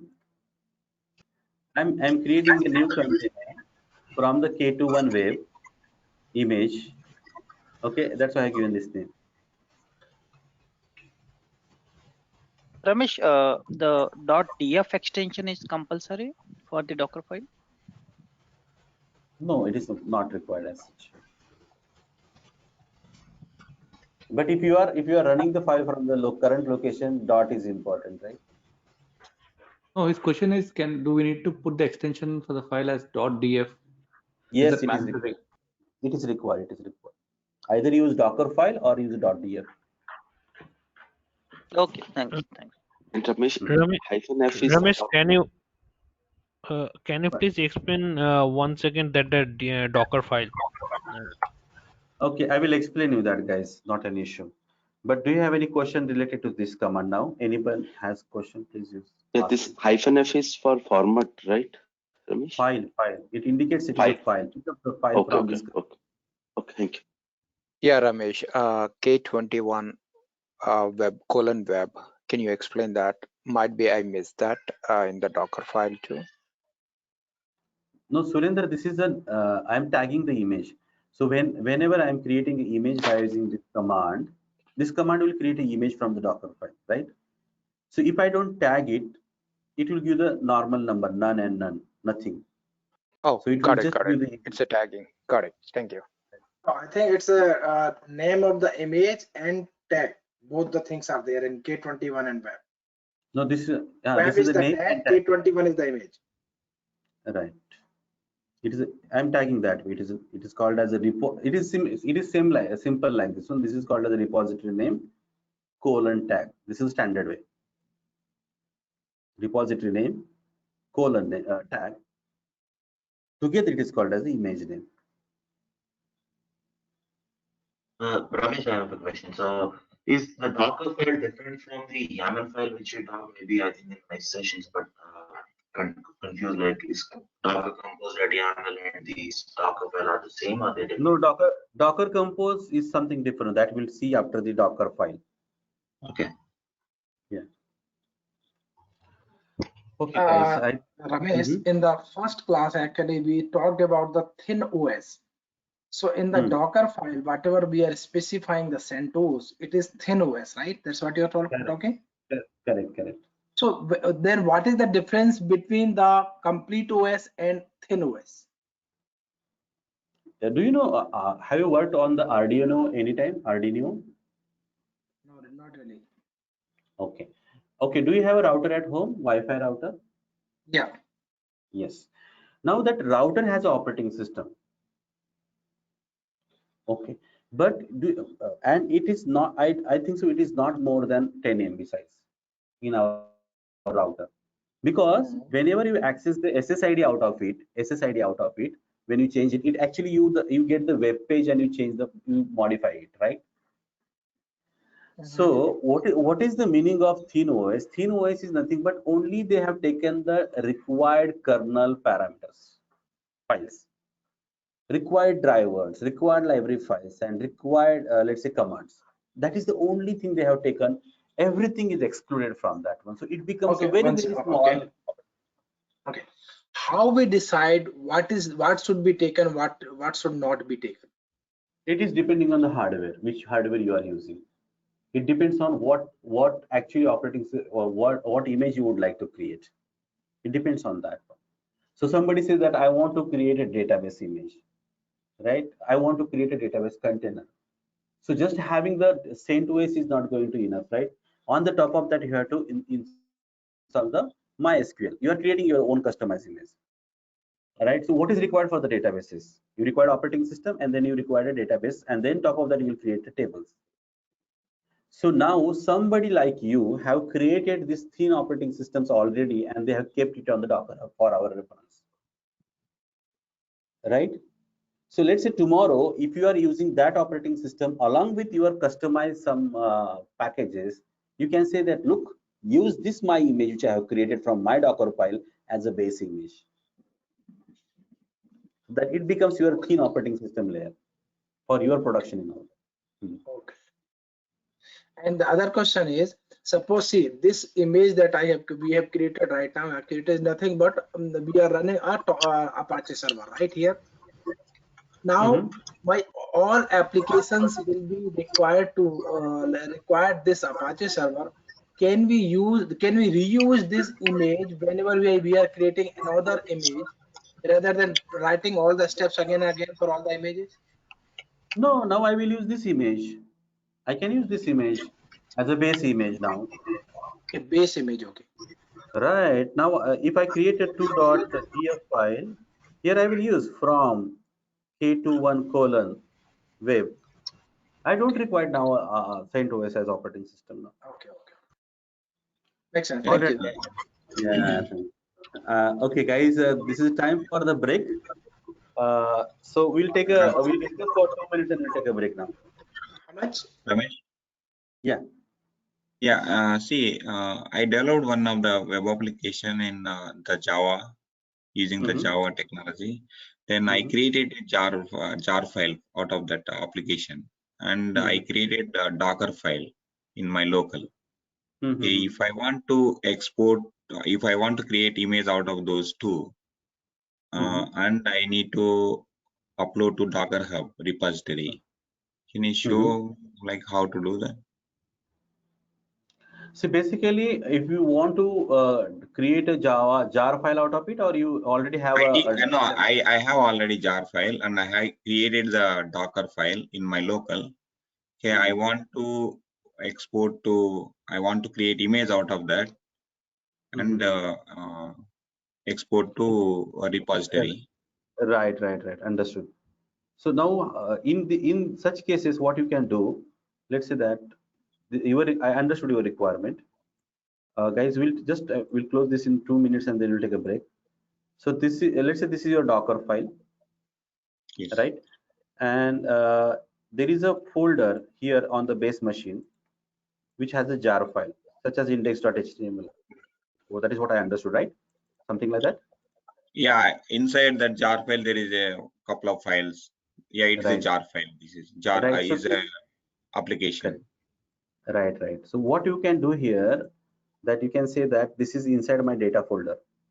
You can keep or whatever the source code is available here, you can keep in the normally you are in the /data folder and write a Docker file here. So whatever the base image you want to use, let's say you want to use Ubuntu, use it, all the label and mentor, and then install the Java and everything, guys, right? Yeah. Right, and then you map this as a volume inside here. The jar file location. Right, and then you start it, and then you save this file and create an image out of it, and then push by using the Docker push command. Okay. Okay.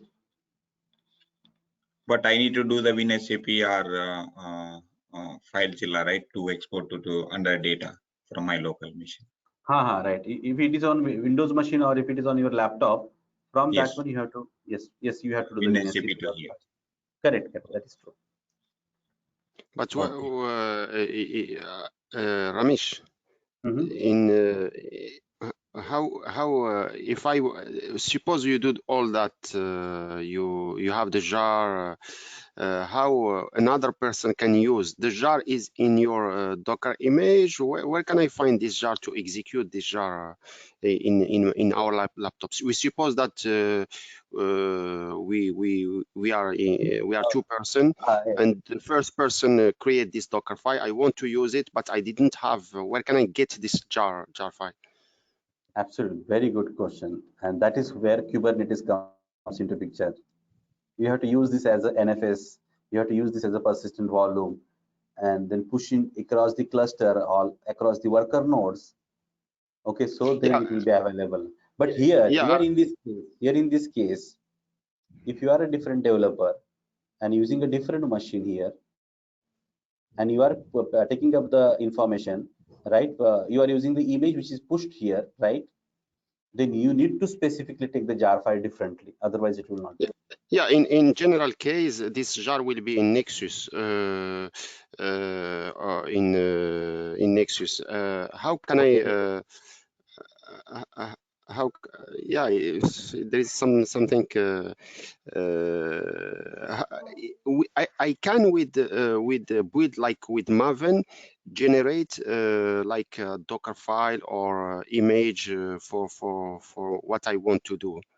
To automate this Docker file, like I'm not sure, but perhaps Maven they have a plugin who can generate a Docker file for us. Okay. So yeah, right. They have nowadays multiple this tools are available. They create they have plugins and they create the Docker file itself. So I'll tell you, there is one concept in the OpenShift. There is a source to image concept. So what happens there? Your code is there on the GitHub, including your all jar files and everything. It picks up the code from the GitHub and it creates the image for yourself. Yeah, but you talk about Kubernetes, OpenShift, but I want just to use three container. I don't want to use Kubernetes and OpenShift. I want to use like 3 container here with what I want to do with this jar. Is there any solution just with the Docker image to have this running, not to go to Kubernetes, because Kubernetes, I think they have a lot of Docker image container to manage. OpenShift is another thing more than Kubernetes. But with I suppose that I have just 3 container or 4 container to manage. I don't want Kubernetes. I don't want. Yes, I got you. Can we not use the copy command, Ramesh, here? I know it is hard coded, but it will be at least will get into the image. If you use the copy command, then jar file will be embedded into the image. Yes, that is possible. That is possible. Yes. So the answer which he has given is that this data folder which is there, or jar file which is there inside it, you just copy here by using the copy command, and that works. So once you copy it, that jar file will get inside the image, and when you launch container from that one, it will get created. Yes, that is possible. But that is completely based on developer's discretion, right? Whether he want to share his jar file through the image or not.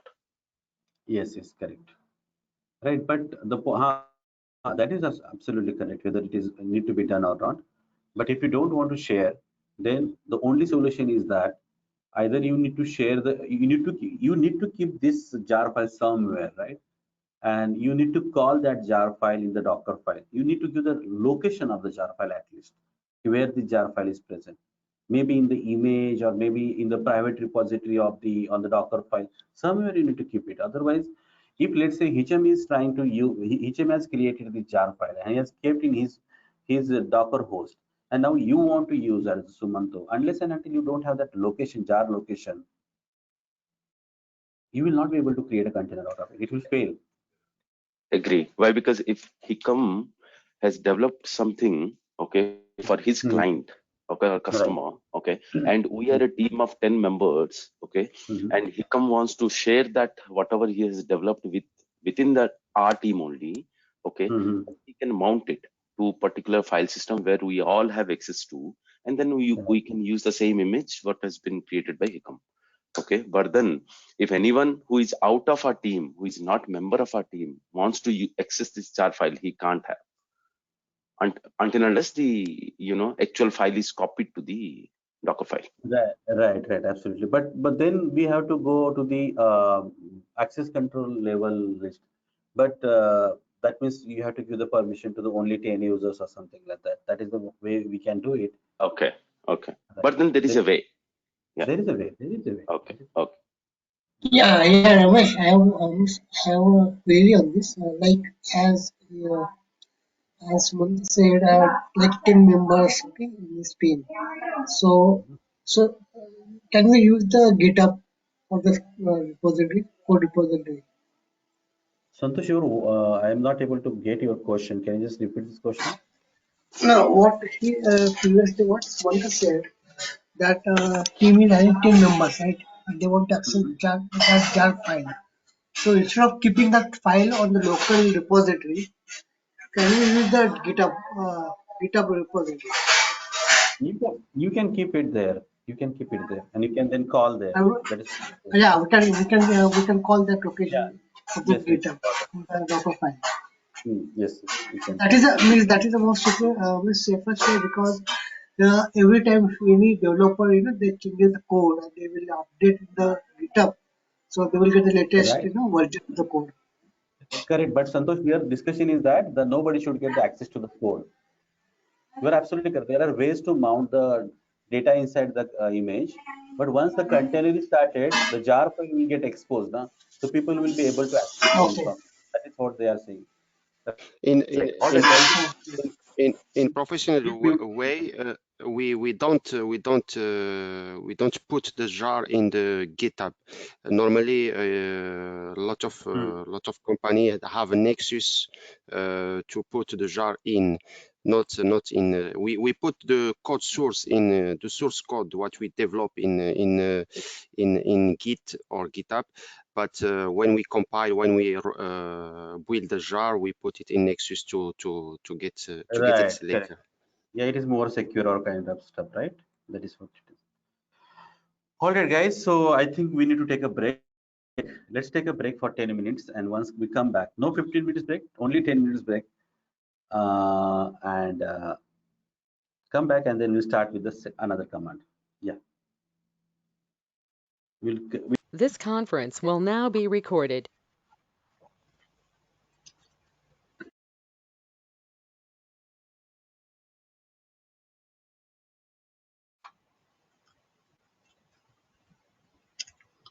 Piyush? Yes, Ramesh, बोलिए. Yes, sir. Yeah, Ramesh, yes. Ramesh? I think this is deleted or what? Yeah, okay. Yeah, guys. Ramesh, please, just a quick one. Just a quick question, please. Please, what's the difference between using commit and Dockerfile to create images? Commit and? Creating a Dockerfile.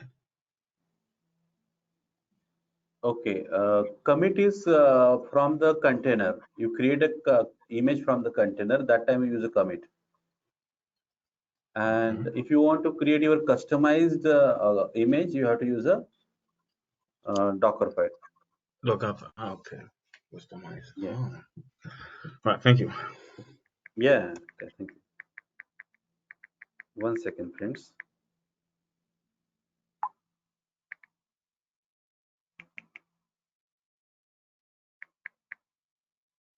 Let me check again, Ramesh. Actually, earlier is was it's there on the Azure. Let me check on the Azure machine. Okay, no problem. Okay, I think just Atul just deleted on the back end. Let me. Can you create a new machine from your end? Atul just messaged me to delete this machine, and he deleted this.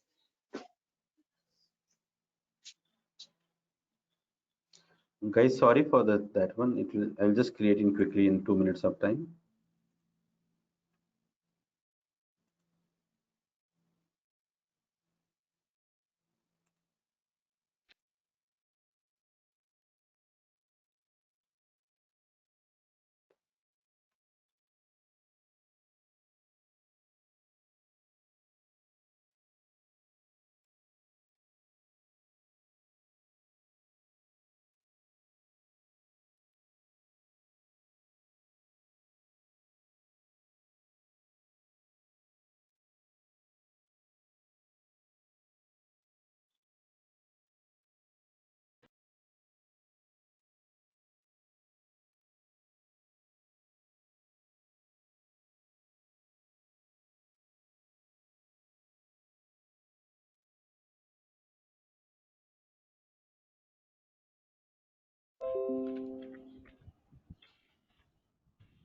Mm.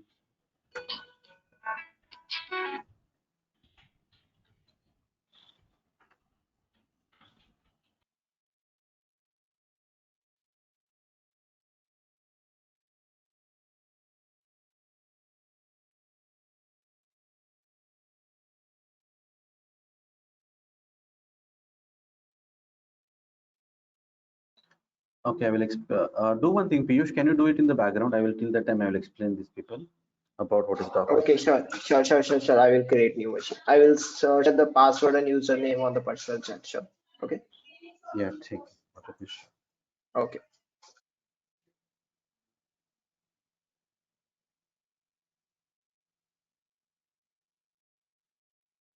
Okay, the new machine is running now, Ramesh. You can use that.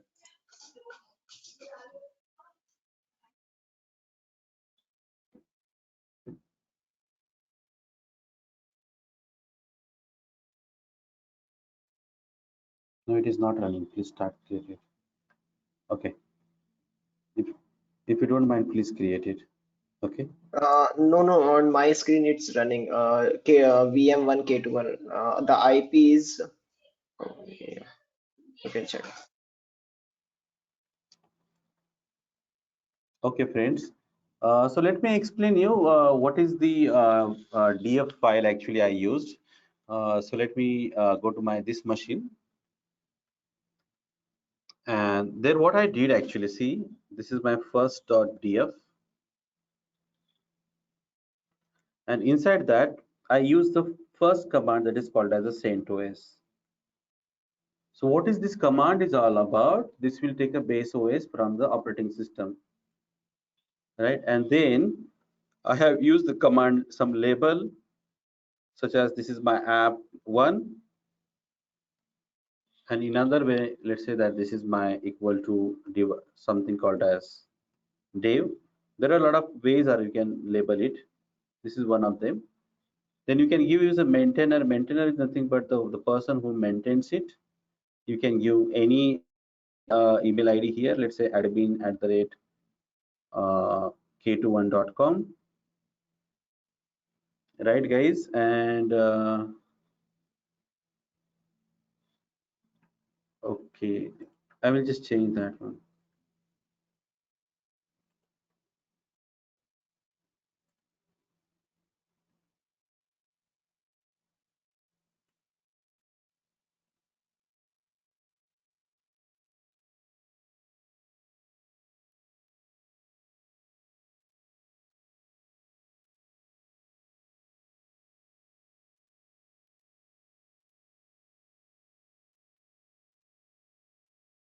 Label is different from tagging, right, Ramesh? Or? Yes, kind of. Yeah, it is another metadata. Okay, and then let's say that now what you want to do. I shown you that work directory. This is the one thing. One command I Do we have. know what are all the metadata tags which we can use as part of the Docker file? Is there a separate kind of list of commands, something like that? This one label? No, not for label. Like as part of the some keywords, like from label maintainer work directory, we do have some keywords, right? For Docker Right. file. So correct. These are the keywords. We cannot use any other keyword other than this, which we have right, mentioned. right. I mean, do we have a web page which can show what are all the keywords I can use as part of the Docker file? Yes, I will show you that. This is the from maintainer label, expose, add, copy, run, CMD, entry point, volume, user, work directory, environment, arguments. These are the some of the, I have listed out 15 odd of them. But if you go to the this one, you will get a lot of stuffs, right? So you can see Docker file and give the work Dockerfile commands. Sorry, this is keyword. Okay, okay, all right. And you will get it from this one. There's a lot of huge references there, right? Yeah, I know. Okay, all right, sir. Thank you very much. Thank you. So guys, what is the meaning of, now let's, till this point, let's say this is work directory. What is the meaning of this one? First of all, try to understand. This command, we will discuss about the commands now, not about how to use them. So this command will create, /burger directory inside container, right? So whenever you create an image out of this and when you run the container, it will create a burger directory inside that, and you will be logged in. When you logged into the container, it will show you as a /burger directory, right? Consider if you use one more work directory here, if you want to do like this one, and if you say just say here vada pav, and if you are not giving any slash here, so what this command will do, this command will work, this command will create, it will create vada pav inside /burger. And if you give one more also work directory, like let's say like this one, samosa, what it will do, this will create work directory like this one, /burger /vada pav /samosa.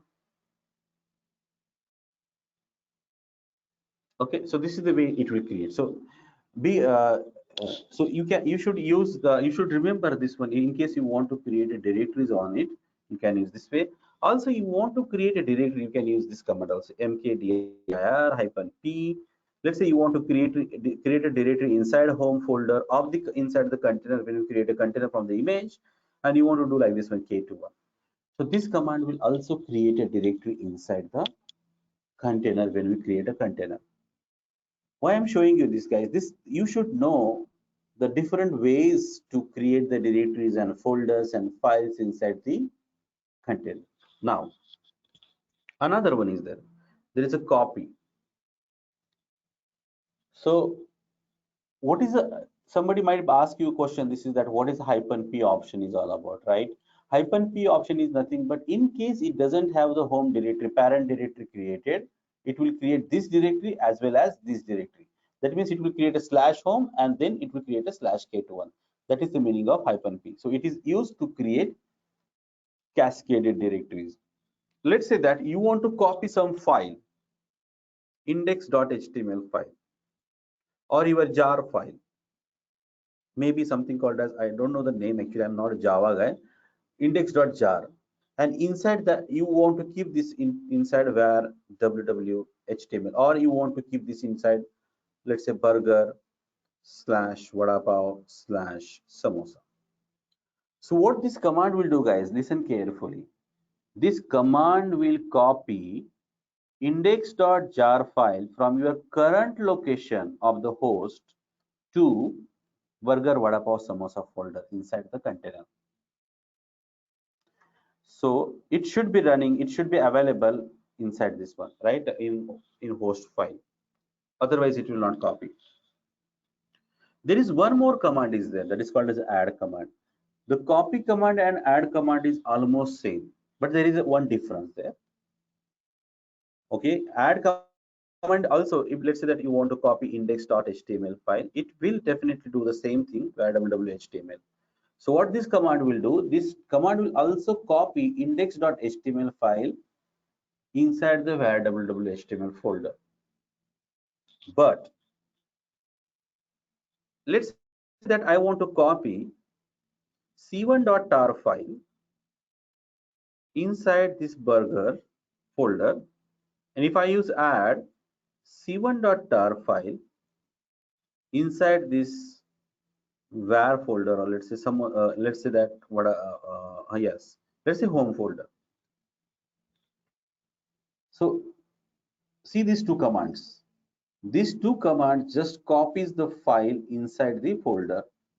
This will also copy the file inside the folder. This copy command will copy c1.tar as it is inside the burger folder. It will not extract. What I'm saying, when I use a copy command c1.tar to the /burger, it will not extract. It will copy as it is. It will be c1.tar inside it here. But if you are using the add command c1.tar, so what this command will do, it will copy extracted contents of c1.tar inside the /home folder in the container. So it does the extraction, but it doesn't. Is this applicable for zip file also? Yes, I think so. Yes, all the extracted flavors it take. Okay. Now, when do we decide when to go for tar and extracted one? I just want to practically, is there example? so When we use practically, copy and add, yeah. Copy is the thing, but if you want to copy the file as it is, okay, you can use copy or add that time. But if you have, let's say, compressed source code, one of your developer has developed the hundreds of files in the code and he has compressed it, right? And if you want that to get extracted inside the container, all that 100 files inside the /home folder, right? So rather than going inside the container and extract it, you can use the add command and add and give the .tar file contents. It will automatically extract inside the container, so you don't have to do it manually, right? So that 100 files will get opened and kept inside the home folder without going inside the container and then fire a command tar-xvf and extract it, right? Okay, cool guys. Let's move it now. So this is the add command. Now I hope that you have understood the work directory, you have understood the run command, you have understood the copy, add, label, and everything. Now another command that we use is expose, right? So what is the meaning of expose command? If at all you want your container should run the application on the port number 80, okay, it is a container expose command, not your host port, right? It is your container. So inside the container, on which port you want to run the application. Of course, this depends on what is the configuration file you are using inside the container, right? So you have to use the port number on which port you want to run this program, right? This is expose command. You want to map your container with the volume. This is important understanding, guys. Please try to understand this. Volume keyword, which is used with, let's say I'm giving here a volume called as test. What is the meaning of this, guys? This will create volume called as test, okay, inside the Docker host area, and it will map with that. We have seen the volumes. There are three types of the volumes. One is your mount and bind, and second one is your temp paste, and third one is a volume type. What is the volume? Volume is nothing but it will create one wall. Let's say you say that docker volume create and use some command over there. It creates the volume and then you map inside the container, right? Guys, do you remember that? So same thing I can do here. It will, if I create this command, volume command and this test, it will create the volume called as a test. Okay.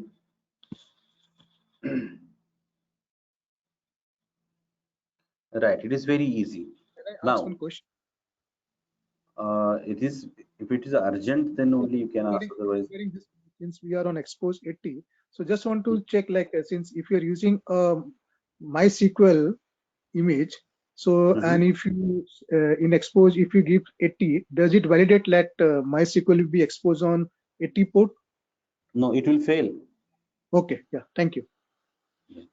Okay. So it will expose once. Sorry. Can you explain expose once? Expose. Expose is nothing but if you want to, let's say you have an application running inside it, web application is there, and you want to run the web application on the port number 80, you can use that expose command here. So it will run on the port number 80. If your database is there, your database runs on the port number 3306, right? So mention that it is 3306 here. If your Apache you have configured in such a way that it runs on the port number 8080, mention here 8080. It will get exposed out to outside. Okay. But if you are writing that your application in the HTTP configuration file or Apache configuration file, you are saying that run on the port number 80 and you are specifying here 8080 port, then there is a mismatch. It will not work. Okay. So Right. whatever port we are using in the conf file, we need to mention that port to expose, right? Yeah, right. Be it 8080 or 8082 or something, whatever it is. Whatever is in the conf file. Yes, absolutely correct. Absolutely. Just to add on that, how many expose we can have in a file, Docker file? If the You can use multiple, but last one will be will take effect. If I type here 100 times expose 80, expose 100, expose 90, expose 88, last one will take effect of it. Okay.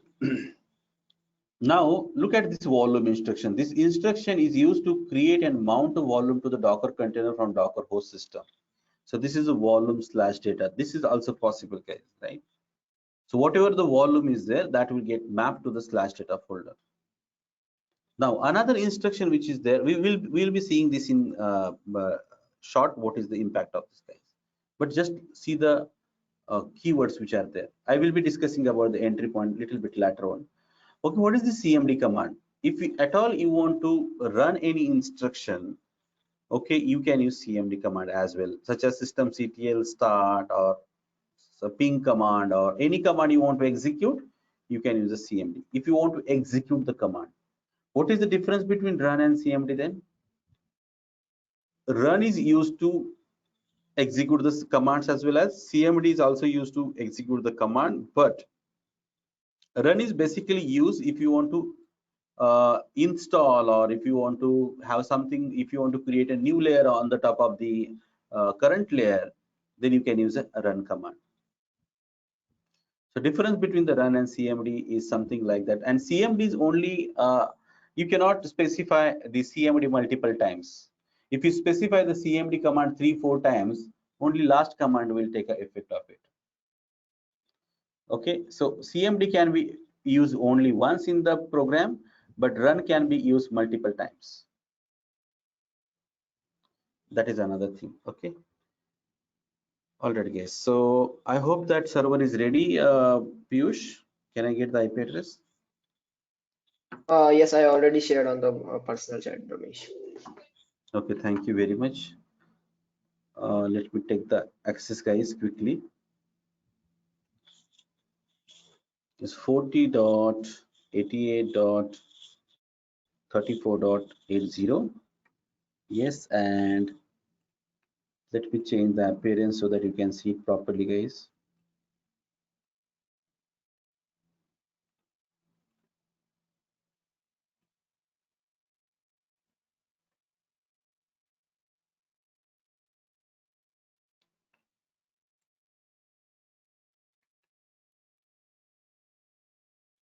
Have you opened the ports? Let me check out, guys. I will do this on the background. No problem. I will do this. Yeah, I want to show this command. Just give me some time, guys. Once this machine is ready, then I will be able to show it to you. So we'll create a small Docker files, guys. Rather than going a big Docker file and get confused, we'll create a 5 to 6 Docker files right now, and which will help you to understand each command. So I will do that way.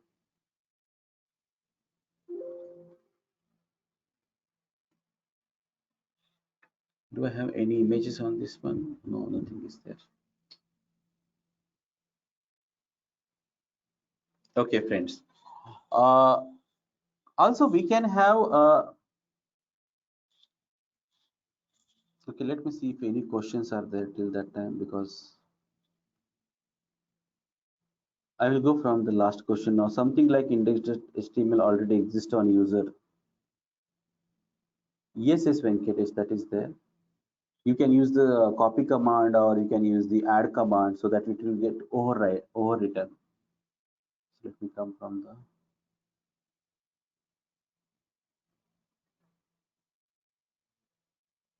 Okay, HM has given all the information about these commands. Very good. Thank you, HM, for that. Guys, we can use this one. This is very good information.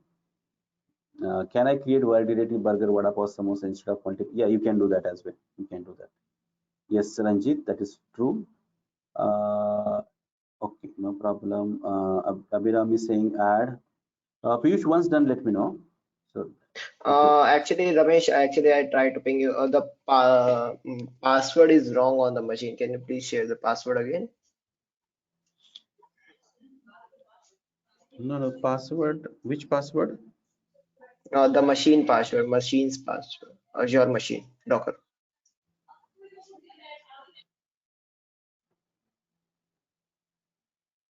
The same. No, but I'm not able to access only. It is not giving me the SSH connection. New machine, then I will share. See, it I is. can Yeah, log now I in. got it. Yes. Now I got it. Now I got it. 1 second. Now I got it. Okay, the same password you have set up, which I have given it to you. Yes.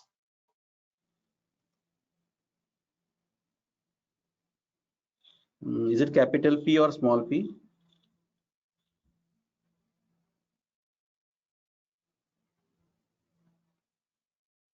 Small p, small p. In And username is Ubuntu, right? But it is not picking yes. up. It is not picking up the password. Let me create a new machine. Then in 5 minutes, I will again create a machine and install Docker and everything. Just 5 minutes. Can't you Ramesh, change the password of the existing machine?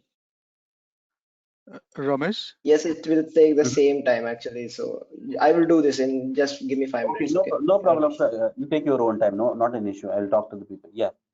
Ramesh, I didn't see you select that PPK, that key pair. No, this is on the Ubuntu. Oh, okay. On Ubuntu, it is not required. Okay.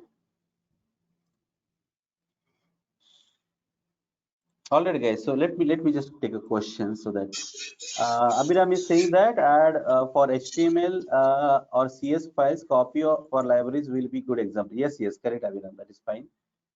CSS files too. It seems to be easier than the normal. Correct. So what is layer? Layer is nothing but you are using a copy command, Santosh, or run command. It becomes one layer. Do you have any command to add or overwrite? Yes, we can use CP, and Venkatesh, we can use CP or sorry, a copy or add command to overwrite. Yes, that is true. Can you paste? Can you paste the notepad help? Yes, I will do that. If you want to expose multiple ports, do you need to write a different files? No, you can do in one this one. Okay, then Vinay says that do we need to include libraries using add command, or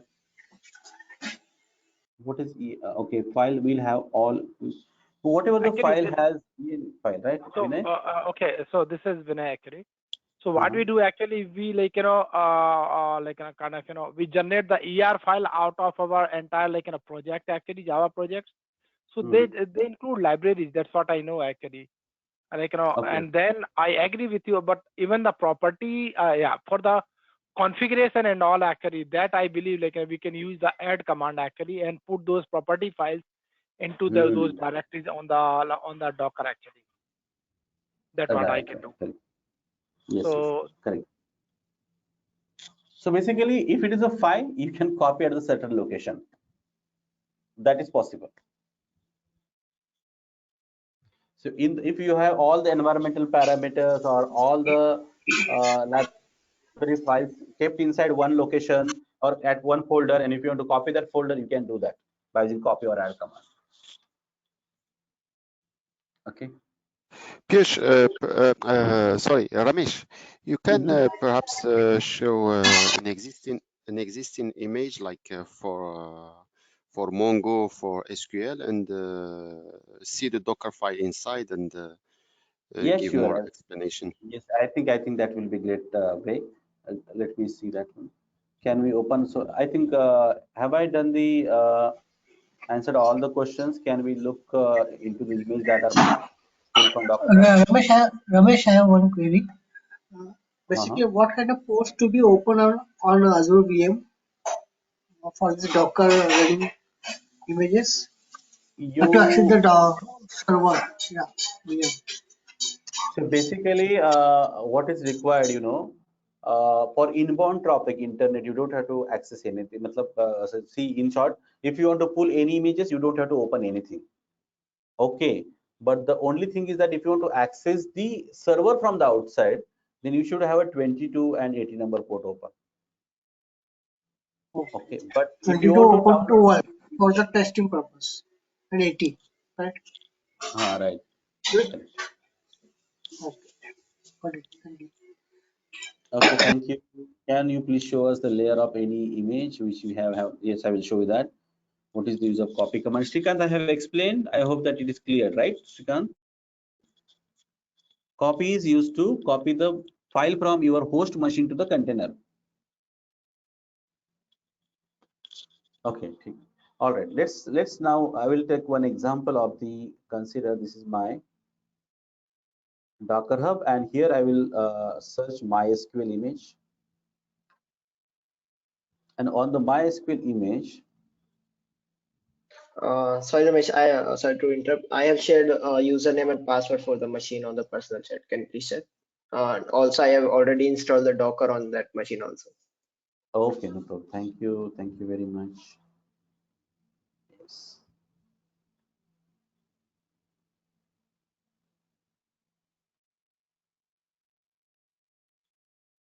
Okay, so let's see. This is a MySQL image. Let me explain you that.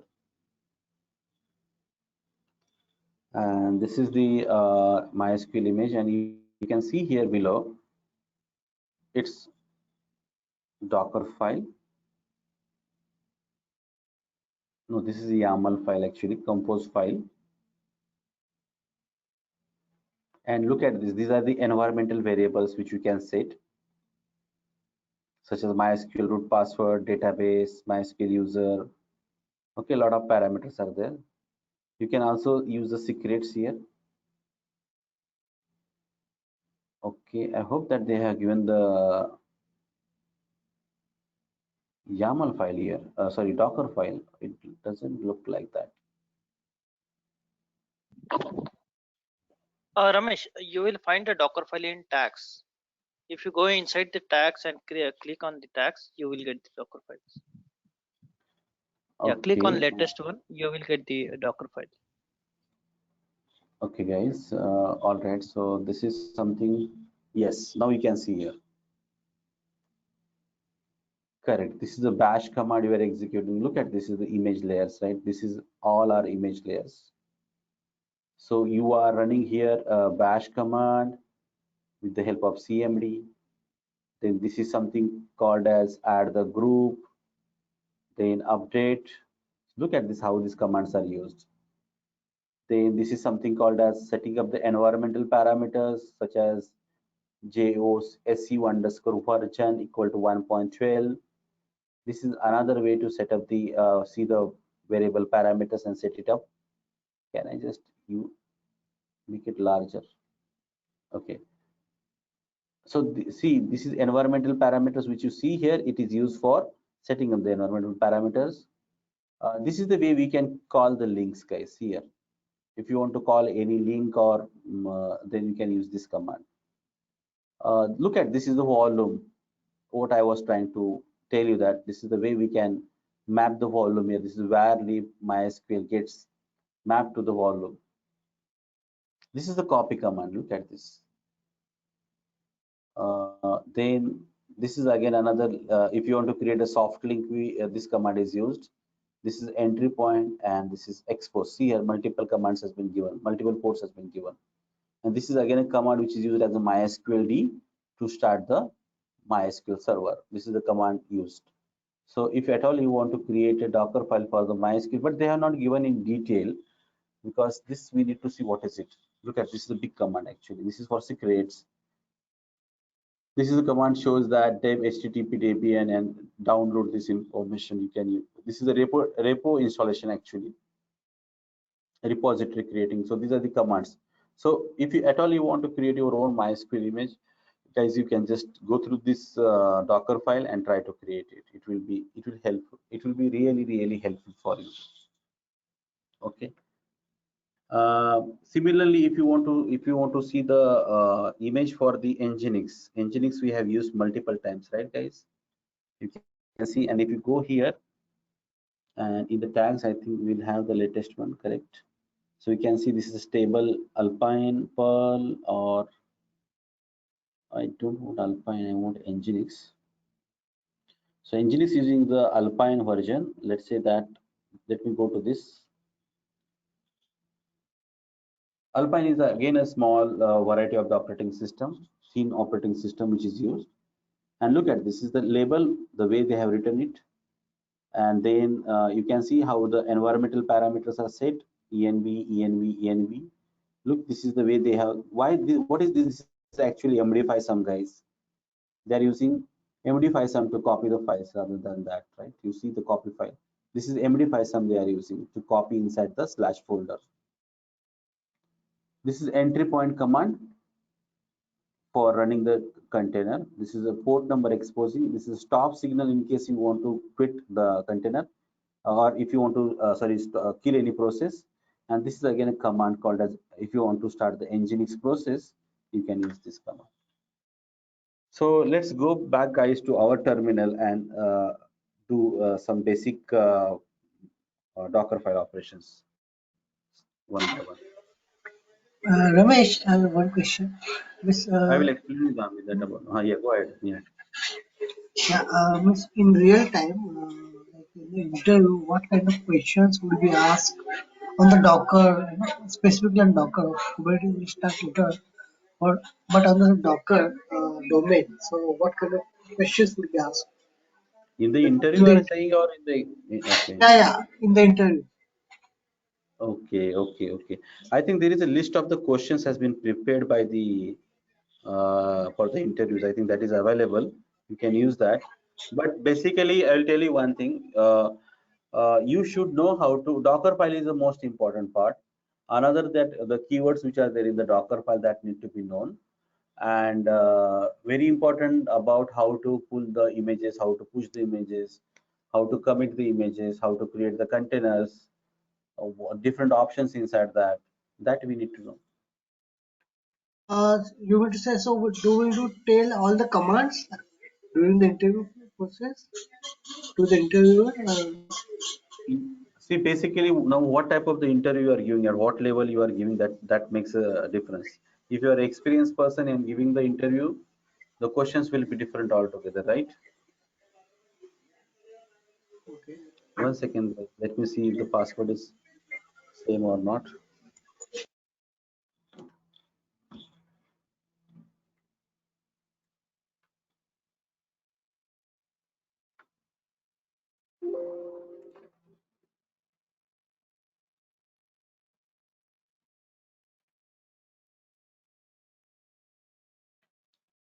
Root, right, guys? So let me use this one, open, and the password.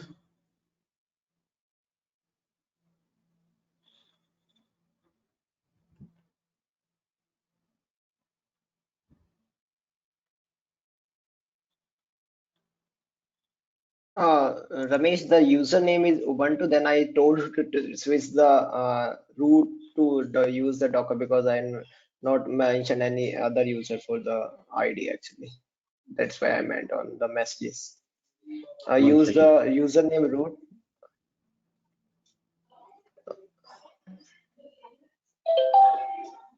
Right, this is username. No. Username is Ubuntu. UBUNTU. Okay. IP. Okay. IP is correct, right? 1 second. 48. Yes, IP is correct. Thank you. Okay, and And the let me know the password. Which one I password should use? mentioned on. Okay, W, Let me right? type. Yes, the W one. W is on caps. Thank you very much. Finally, I got the server, guys. Sudo -i. I'm so sorry for that. cd/dockers. Now let's write. This is our area where we can work. Like, let's write a small Docker files, guys, to understand. So let me tell you that I'm creating here one file called as index.html. Right? I'm creating one, let's say, couple of finds here. Tar.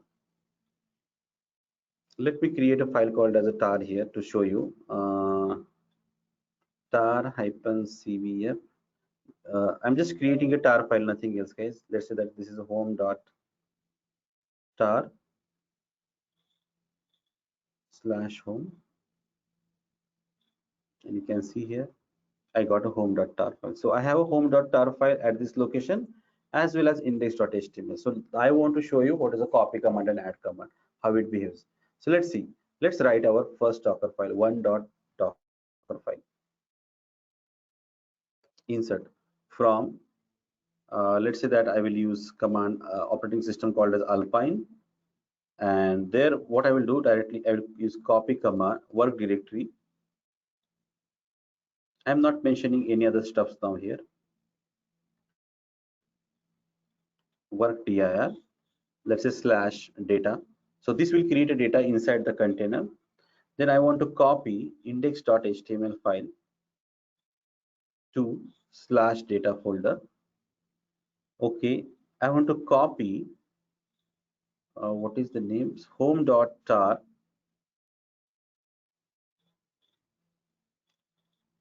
to /data folder. Okay, let me create one more directory here, guys, yyp and directory 1, and I will just copy this one inside the /data folder. And now what I'm going to do, I'm going to use add command here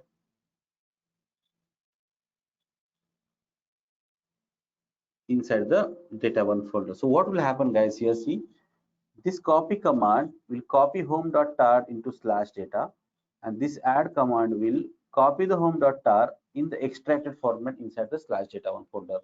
And this work directory command will create the two directories inside the data and data1. If you want to use your existing image, you can just use here whatever the name you have given. Let's say that you have the source image called as my image version 1. I can give like this one. So right now I'm not going to use, so I'm commenting it. Let me save this. Right, and now execute this command. So docker build -f one.df file. This is the command which is used to create an image out of the Docker file, right? And now it is pulling the image. Can you see here? Look at this properly, guys. There are 6 steps here. Now I have not given the tag. Since tag is not given, you will not be able to see the tags there. It will be none tag. Okay, so now you see here, it is taking the first line from Alpine, right? It is pulling the image, right? And then it is downloading, right? Now you see here, this is step 2. It is creating a work directory called as /data. And while creating this, while running this one, it runs that into small container. When it is executing one step, guys, that time it creates one small container, and then it, once that step is executed, it removes that container. Right, again we executed this command, so again it started this container, and then it has removed this container. Okay, and now finally you can see that it has successfully built this image, and that is what you can see here, like this. Now let me create a container from this one, or let me tag it. Tag the image. What should the name? Let's say that this is my image colon version 1. This is the name I'm giving to the image, and you can see here Docker images. It has been tagged. Now let me use this image to create a container and see whatever we have mentioned in the Docker file, whether it has got copied or not. Let's check that. So we have home.tar file inside the Docker's folder. We have index.html file here, and we have this our Docker file as well. So now let me go and create a container. Docker run -it -d -name. Let's say this is my web1 container, right? And let me access it by the image. Okay, I need to give the image here. This is my image colon v1. It is started. Now let me go inside this container called as web1 and bash.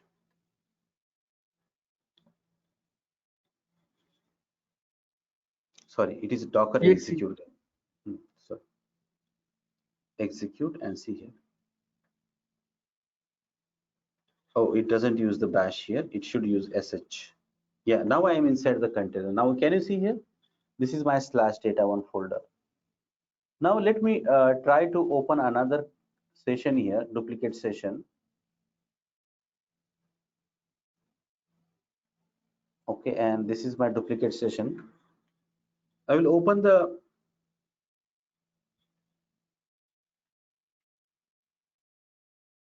this one Docker file. This is the folder which at location I have this Docker file cat1.df, right? Now see what has happened here. We have created the two directories, work directory /data and data1. See whether it is created or not. First of all, let's check this one. Let me go here. cd/data, it is created. cd/data1, it is created. So this command has worked fine, guys. It has created the both directories. Now then we have fired a command copy index.html to /data folder. So let's go to the /data folder ls-l/data, and can you see that it has copied index.html file as well as home dir. Okay, but now what you will find inside the home directory, oh, so inside the /data1. Now see here, this both command has worked fine, guys, right? But add command, see what is happening here. It is inside the /data1 folder. Let me go to this /data1. And what you will find there? Will you find only home.tar or its extracted contents? You will be able to find its extracted contents. Look at this, home is extracted here. It is not showing as a tar. And inside that home folder, what will maybe other folders will be there, they will be available. So this command has worked fantastically. This is also worked fantastic, guys, right? I hope that you got the meaning of this 3 commands now. Work directory, copy, and add command. Okay.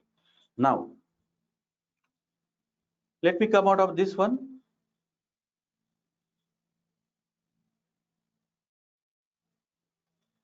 On the top of this Docker file, let's say that we want to run some more commands.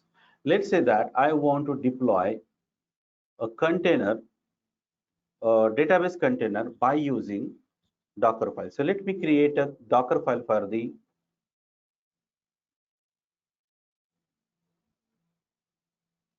database. So which image I should use here? From MySQL. So MySQL image will be available on the Docker Hub for sure. So if you go here and try to search MySQL image, you will get that. We have seen it, right?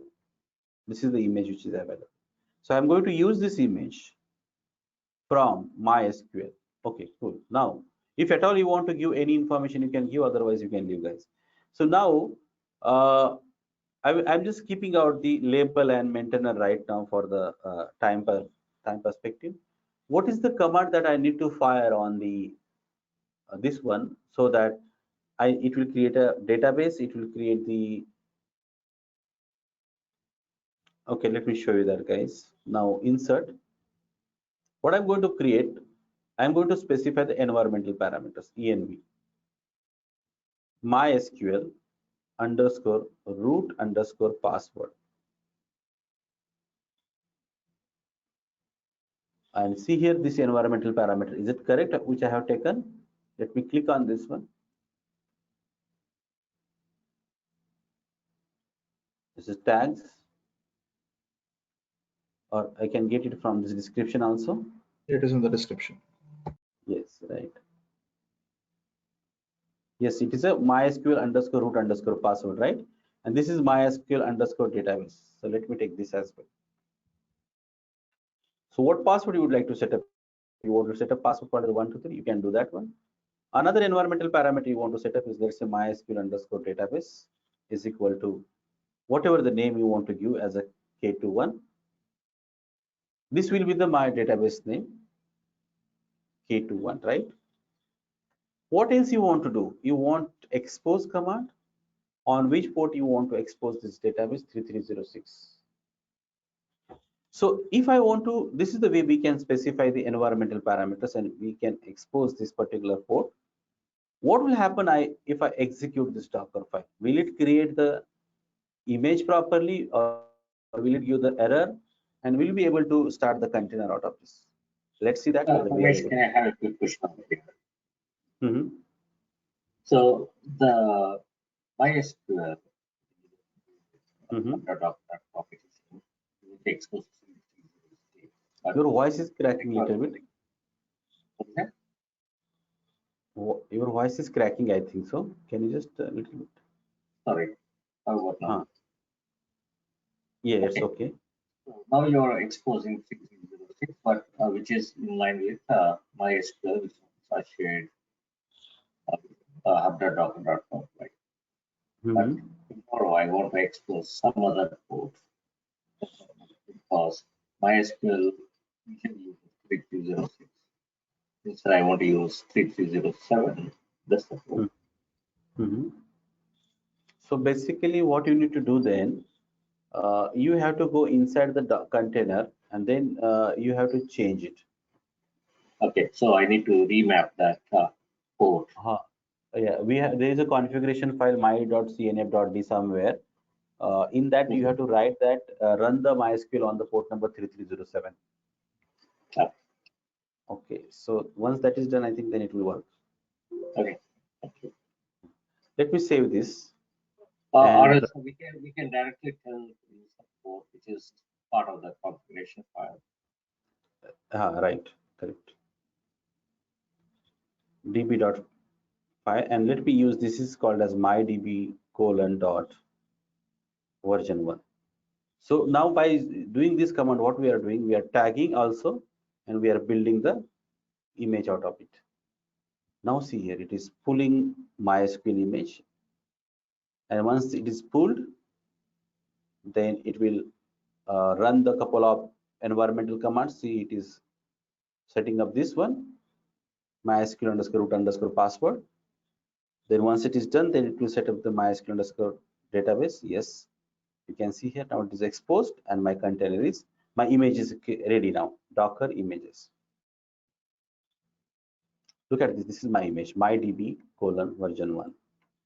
Now if I start container out of this one, run -it -t -name db1.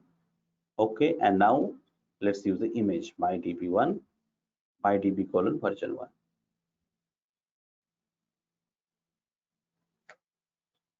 Now you see a Docker PS. Can you see this container is started now, running? And if I go inside the container Docker, execute -it db1/bash, I'm inside the container. Now I can use command mysql -u root -p. 123 is the password which I have given. Yes, it is worked. And you can see here show tables.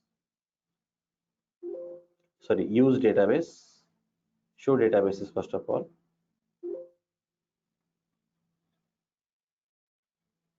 It is there, it is created, and you can go to the use K21 and show tables. So we have not created tables. We can create the table also. Okay. So this Ramesh, is very one quick question. So there is the resources which are needed, okay, for creating an individual image, because it all depends on image, right? Okay. Yeah. So it will automatically pull from the host. Yes, from the host it will pick up. Yes. Okay. Okay. Thank you. Ramesh, can we expose? I mean, can we map the ports in the Docker file also after expose? Mapping of the Docker host to the this one. Yeah, mapping the ports. Yesterday we did the port mapping, right? Can we do it in the Docker file? In the Docker file, we can't do that. Mapping can be done, right? So once the container is created, then only we can do the mapping? Yes, yes, correct. While creating a container, we can do the mapping. Yeah, okay. So it is not restricted, it is restricted from the Docker file. Correct, correct. It is pulling type. Is it like say we can do it in dev, but again in prod and all, where we do this type, or we only start with this all this pulling the image from Dockerfile hub and all. We do it only dev or UAT or before that, right? In production, how do we in real time in production we don't do that, right? Going to internet and getting it, or still we do that? I just want to know that part. You need to use a official image, which is really having all the security and everything considered. If it is official image, then you can reduce your burden of creating your images again. Otherwise, creating image of MySQL, creating the image of web server, it is quite a tedious task. But if you have a time, definitely you can do that. So it's I have better already to do it. created one. No, what I'm trying to say is like, are you indicating that we have to do everything, pulling image and all in dev or UAT, then push the same package into prod, or from prod we don't pull, right? I mean, is that right way of thinking or no? No, first of all, it is always important that you should pull the images or create your own Docker files in the dev environment, and then you test it. And once everything is fine, then you can push your final image to the Docker Hub, where you have a private repository, not on the public repository, which is your organization repository. And from that, you can pull into the production machine. Oh, so you're talking about the private repository, which, okay, got it now. So that was I'm missing. Okay, so the private repository, once you're done, you put it in private, and that private, it's like a Git there, and that private will become a, production for Right. me. And then in production, I'll pull it out, maybe CI/CD based. Okay, got it. Yeah, it makes sense. Yeah, correct. Ramesh, the MySQL image on Docker Hub already would have 3306 exposed. How is and why is the expose 3306 needed in when you create a local copy of the image? Oh, okay. You are saying that why it is exposed on the 3306 if the image itself is exposed already, right? Right. Yeah, then it is not required. So actually, we are creating our own image, right? Okay. Right now, it is here. You are saying that MySQL, but if at all you want to configure, how to configure, then you can use this command. Otherwise, it is already there. You don't have to use it again. Yep. But if at all your configuration changes are happening and you want that should be on 3307, you need to specify here. Okay. Okay. So if you say that I have pulled the image called as a MySQL, okay, but now this should work. This is working on 3306, but it should work on 3307. So you'll do little bit more configuration here, and once that is done, then you will say that expose on 3307. Otherwise, it will not expose. It will expose on the 3306 only. So that will fail. That will fail. So once a container is created, can you still modify the configuration of that container? I mean, the Docker file which has been used to create that container? Once you create the container from the image, it doesn't. There is no link between the image or Docker file at all, right? So you can modify the container as per your choice, and you can save and you can create a new image out of that as well. Okay, because ultimately the container is going to use this configuration, right? Whatever is there in the Docker file. Right, correct. Yeah, But so we once can the image is created, and from that image you have created the container, and if you are trying to write something into the container, that will not get reversely affected, right? It will not come to the image or it will not come to the Agree. Docker file. Agree. Why? Because image is a template. So how you can modify the template? So, yes, correct. Absolutely correct. Any other question comes in your mind, guys? Ramesh, Mhm. please, for the use of the keywords, is there keyword that are a must for us to use, or we can just randomly pick such keywords? No. This is required. These keywords are required. Okay. Without this keyword, we cannot. This will not get executed. It will give the error. Okay. Keywords are mandatory. So if there are n number of keywords which are required, and if you have mentioned, let's say there are 10 keywords which are required to create a, Docker file, but then out of 10 you have defined only 5. So what will do? The rest 5 it will consider default values or what? No, you have to define it. Oh, okay, we have to. Okay. Yes, you have to. You can cascade them. Let's say you want to pass on the multiple environmental parameters, you can cascade here, but you need to specify.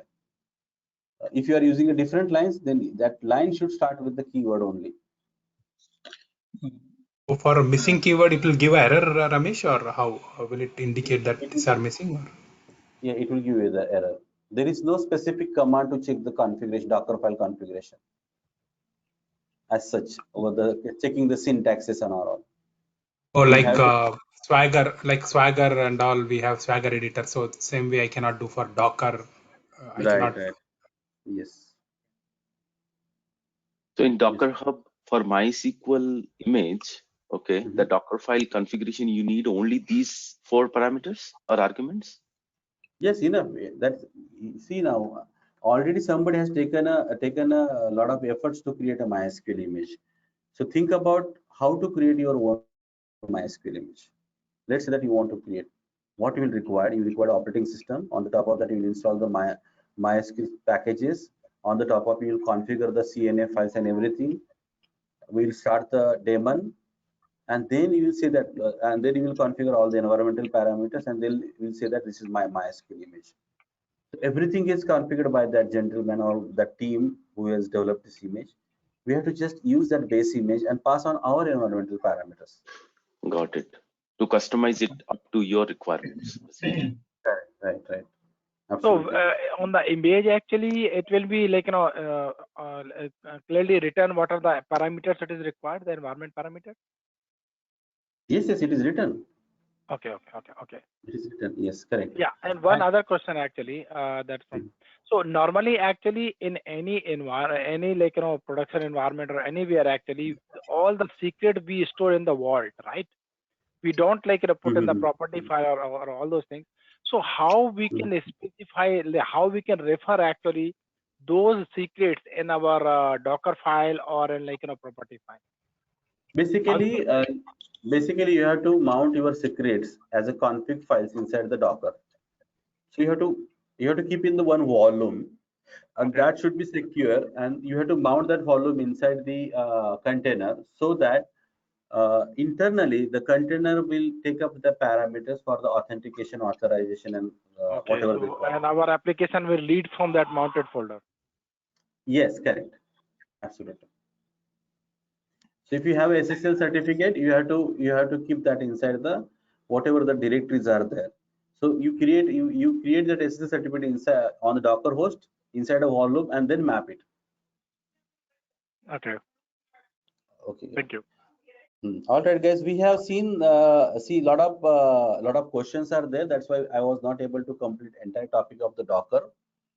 Tomorrow in the next session, we'll take out the remaining part of keywords as well as how to create the multi-stage container, multi-stage Docker file, as well as we'll see how to use um, different commands over there, keywords such as multi-stage is there is on build command is there, entry point command is there, how to use that effectively, that we'll see in the next section.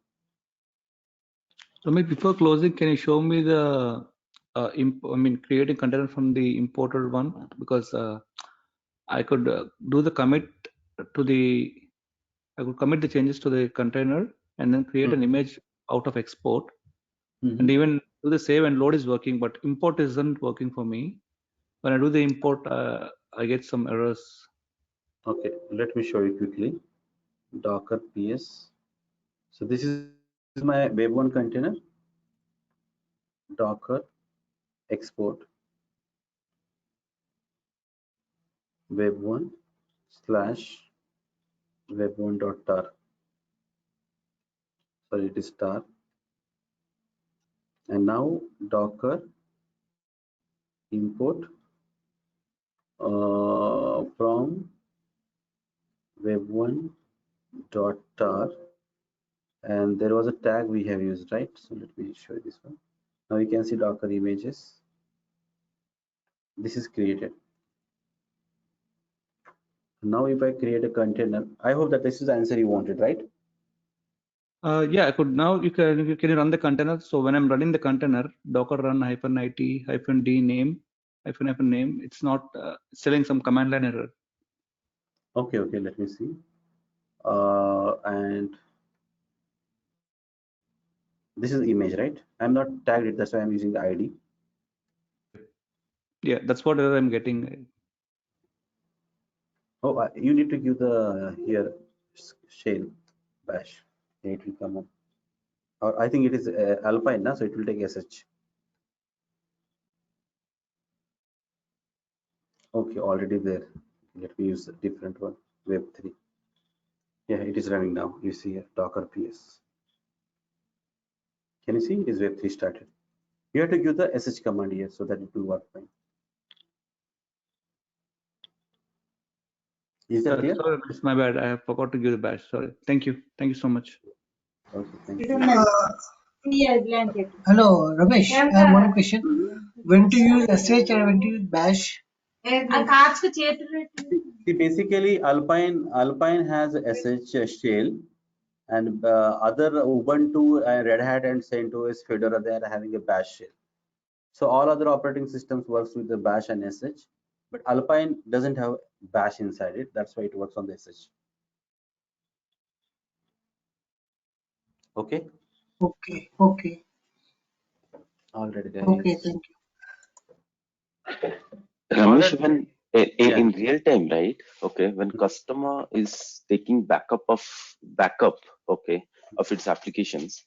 So what you have observed, okay, whether they are taking backup of the complete host system or individual containers, or it is completely based on requirement. Basically, it is always better to take on the based on the requirement rather than taking the complete VM backup, because it will take a lot of size. But if it is a production server, then people don't take this one risk at all. They take the entire backup of the VM. But in the containerization environment, when you go for the Kubernetes and everything, there is a etcd cluster, etcd database is there.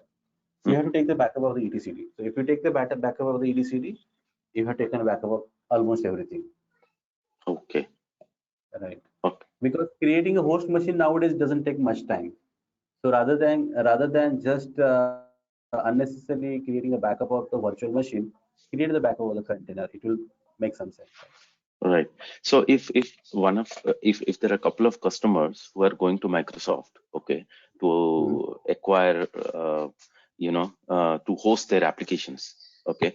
So I mean, when it comes to isolation, okay, so can Microsoft host, okay, couple of applications from a different vendor in couple of containers, and then pick another customer and then host a couple of applications in 2 more containers in the same host? Can they do that? Whether we have that level of isolation?